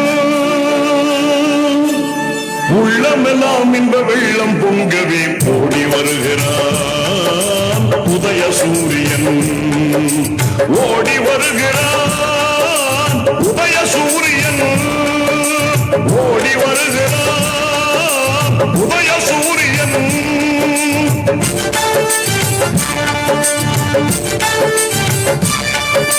பாடுபடும் தொழிலாளரின் துன்பம் பரந்திடச் செய்து நாட்டிலே, பாடுபடும் தொழிலாளரின் துன்பம் பரந்திடச் செய்து நாட்டிலே, காடுகளைந்து கழனி உழுந்து, காடுகளைந்து கழனி உழுந்து கதறிடும் உழவு கண்ணீர் துடைக்க ஓடி வருகிறான் உதய சூரியன், ஓடி வருகிறான் உதய சூரியன்.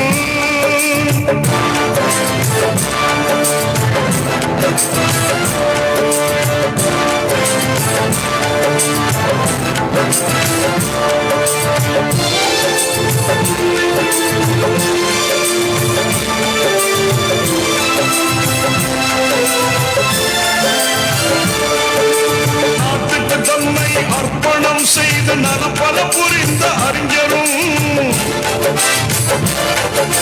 நாட்டுக்கு தன்னை அர்ப்பணம் செய்து நலப்பல புரிந்த அறிஞரும், நானிலும் வியக்க ஆட்சி புரிகிற நமதரும் தலைவர் கலைஞரும்,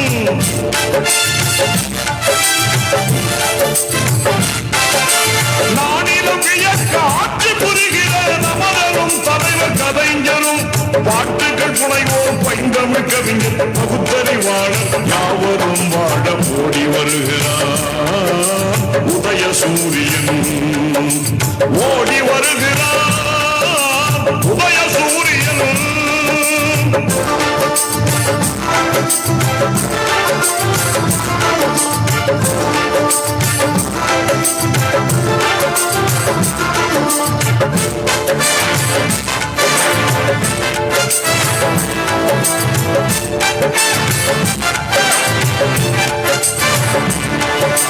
தென்னகம் மீது சூழ்ந்திடும் இருளை புறத்திய பேரொளி வீசியே,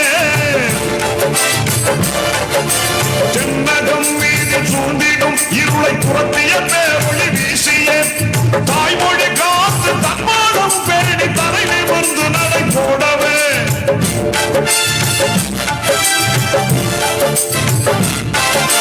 தாய்மொழி காத்து தன்மானம் பேணி தலைவி வந்து நடை போடவே, விண்ணக வீதிய பொன் மயமாக விடுதலை கீதம் உன்னோடு பாடி ஓடி வருகிறான் உதய சூரியன் ஓடி வருகிறான் உதய சூரியன் ஓடி வருகிறான் உதய சூரியன்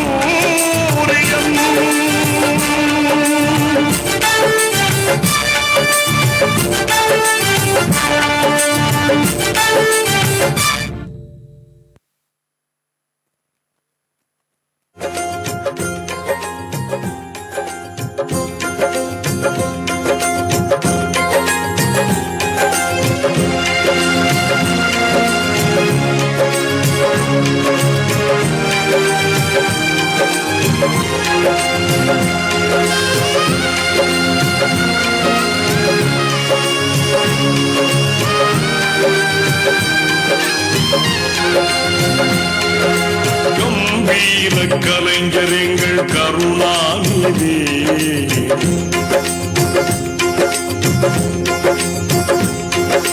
கம்பீர கலைஞர் எங்கள் கருணாநிதி கம்பீர கலைஞர் எங்கள் கருணாநிதி கொடும்பம்பான பகையாவும் சரணாகதி கம்பீர கலைஞர் எங்கள் கருணாநிதி கொடும்பம்பான பகையாவும் சரணாகதி கம்பீர கலைஞர் எங்கள் கருணாநிதி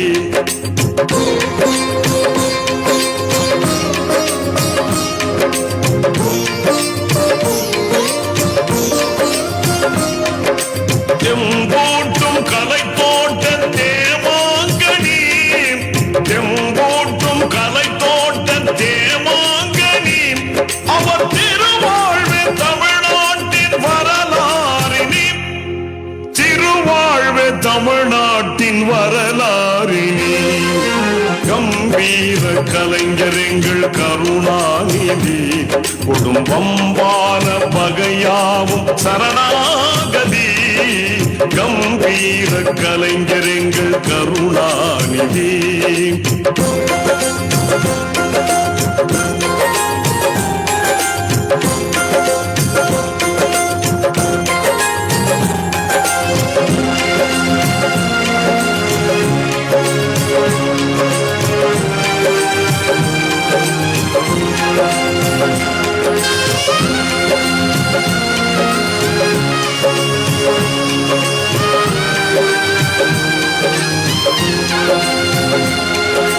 சிங்கார தமிழுக்கு சிம்மாசனம் சிங்கார தமிழுக்கு சிம்மாசனம் கலைஞர் சிறந்தோங்கும் இலக்கிய பிருந்தாவனம்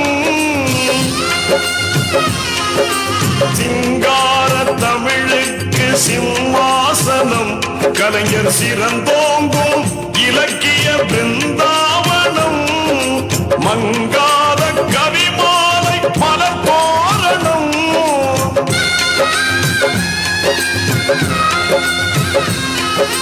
மங்காத கவிமாலை மலர் தோரணம் கலைஞர் மணிவாயின் மொழி இன்ப தமிழ் சீதனம் மணிவாயின் மொழி இன்ப தமிழ் சீதனம் கம்பீர கலைஞர் எங்கள் கருணாநிதி கம்பீர கலைஞர் எங்கள் கருணாநிதி குடும்பம்பான பகையாவும் சரணாகதி கம்பீர கலைஞர் எங்கள் கருணாநிதி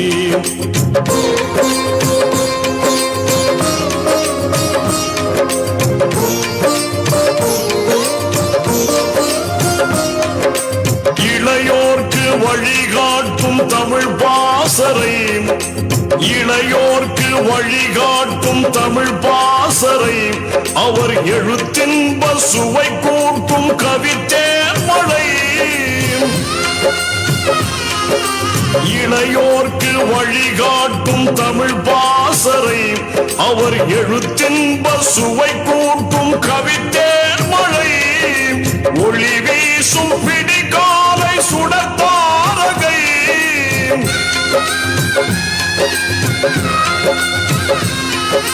ஒளி வீசும் விடிகாலை சுடத்தாரகை தொட்ட துறையாவும் புகழ்மேவும் ஜெயபேரிகை துறையாவும் புகழ்மேவும் ஜெயபேரிகை கம்பீர கலைஞர் எங்கள் கருணாநிதி கம்பீர கலைஞர் எங்கள் கருணாநிதி குடும்பமான பகையாவும் சரணாகதி கம்பீர கலைஞர் எங்கள் கருணாநிதி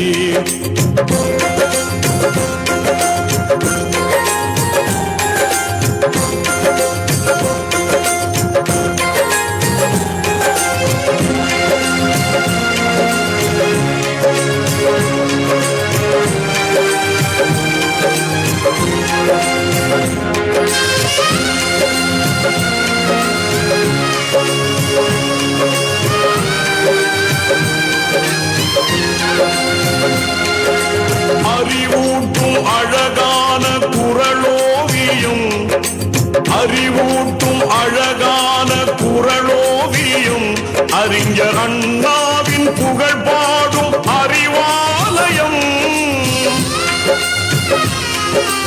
அறிவூட்டும் அழகான குரலோவியம் அறிஞர் அண்ணாவின் புகழ் பாடும் அறிவாலயம் அரும் சங்க தமிழ் என்னும் புது காவியம்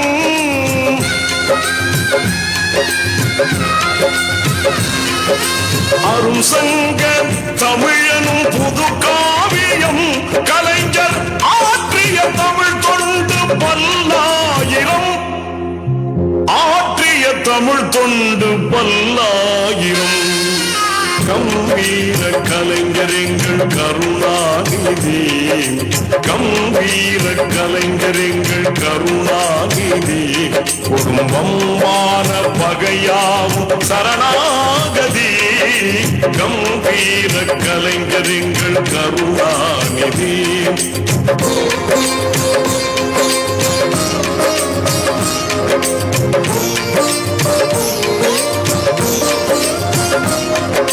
சிறைச்சாலை கஞ்சாத சிங்கம் அவர் சிறைச்சாலை கஞ்சாத சிங்கம் அவர் மக்கள் சேவையில் மங்காத தங்கம் அவர்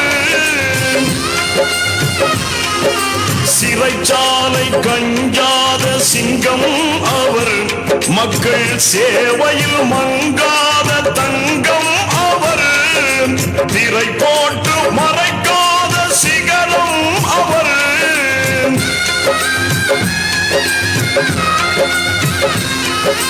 திரை போட்டு மறைக்காத சிகரம் அவர் தொண்டர் சிந்தையில் தவழ்கின்ற தென்றல் அவர் சிந்தையில் தவழ்கின்ற தென்றல் அவர் கம்பீர கலைஞர் எங்கள் கருணாநிதி கம்பீர கலைஞர் எங்கள் கருணாநிதி குடும்பமான பகையாவும் சரணாகதி கம்பீர கலைஞர் எங்கள் கருணாநிதி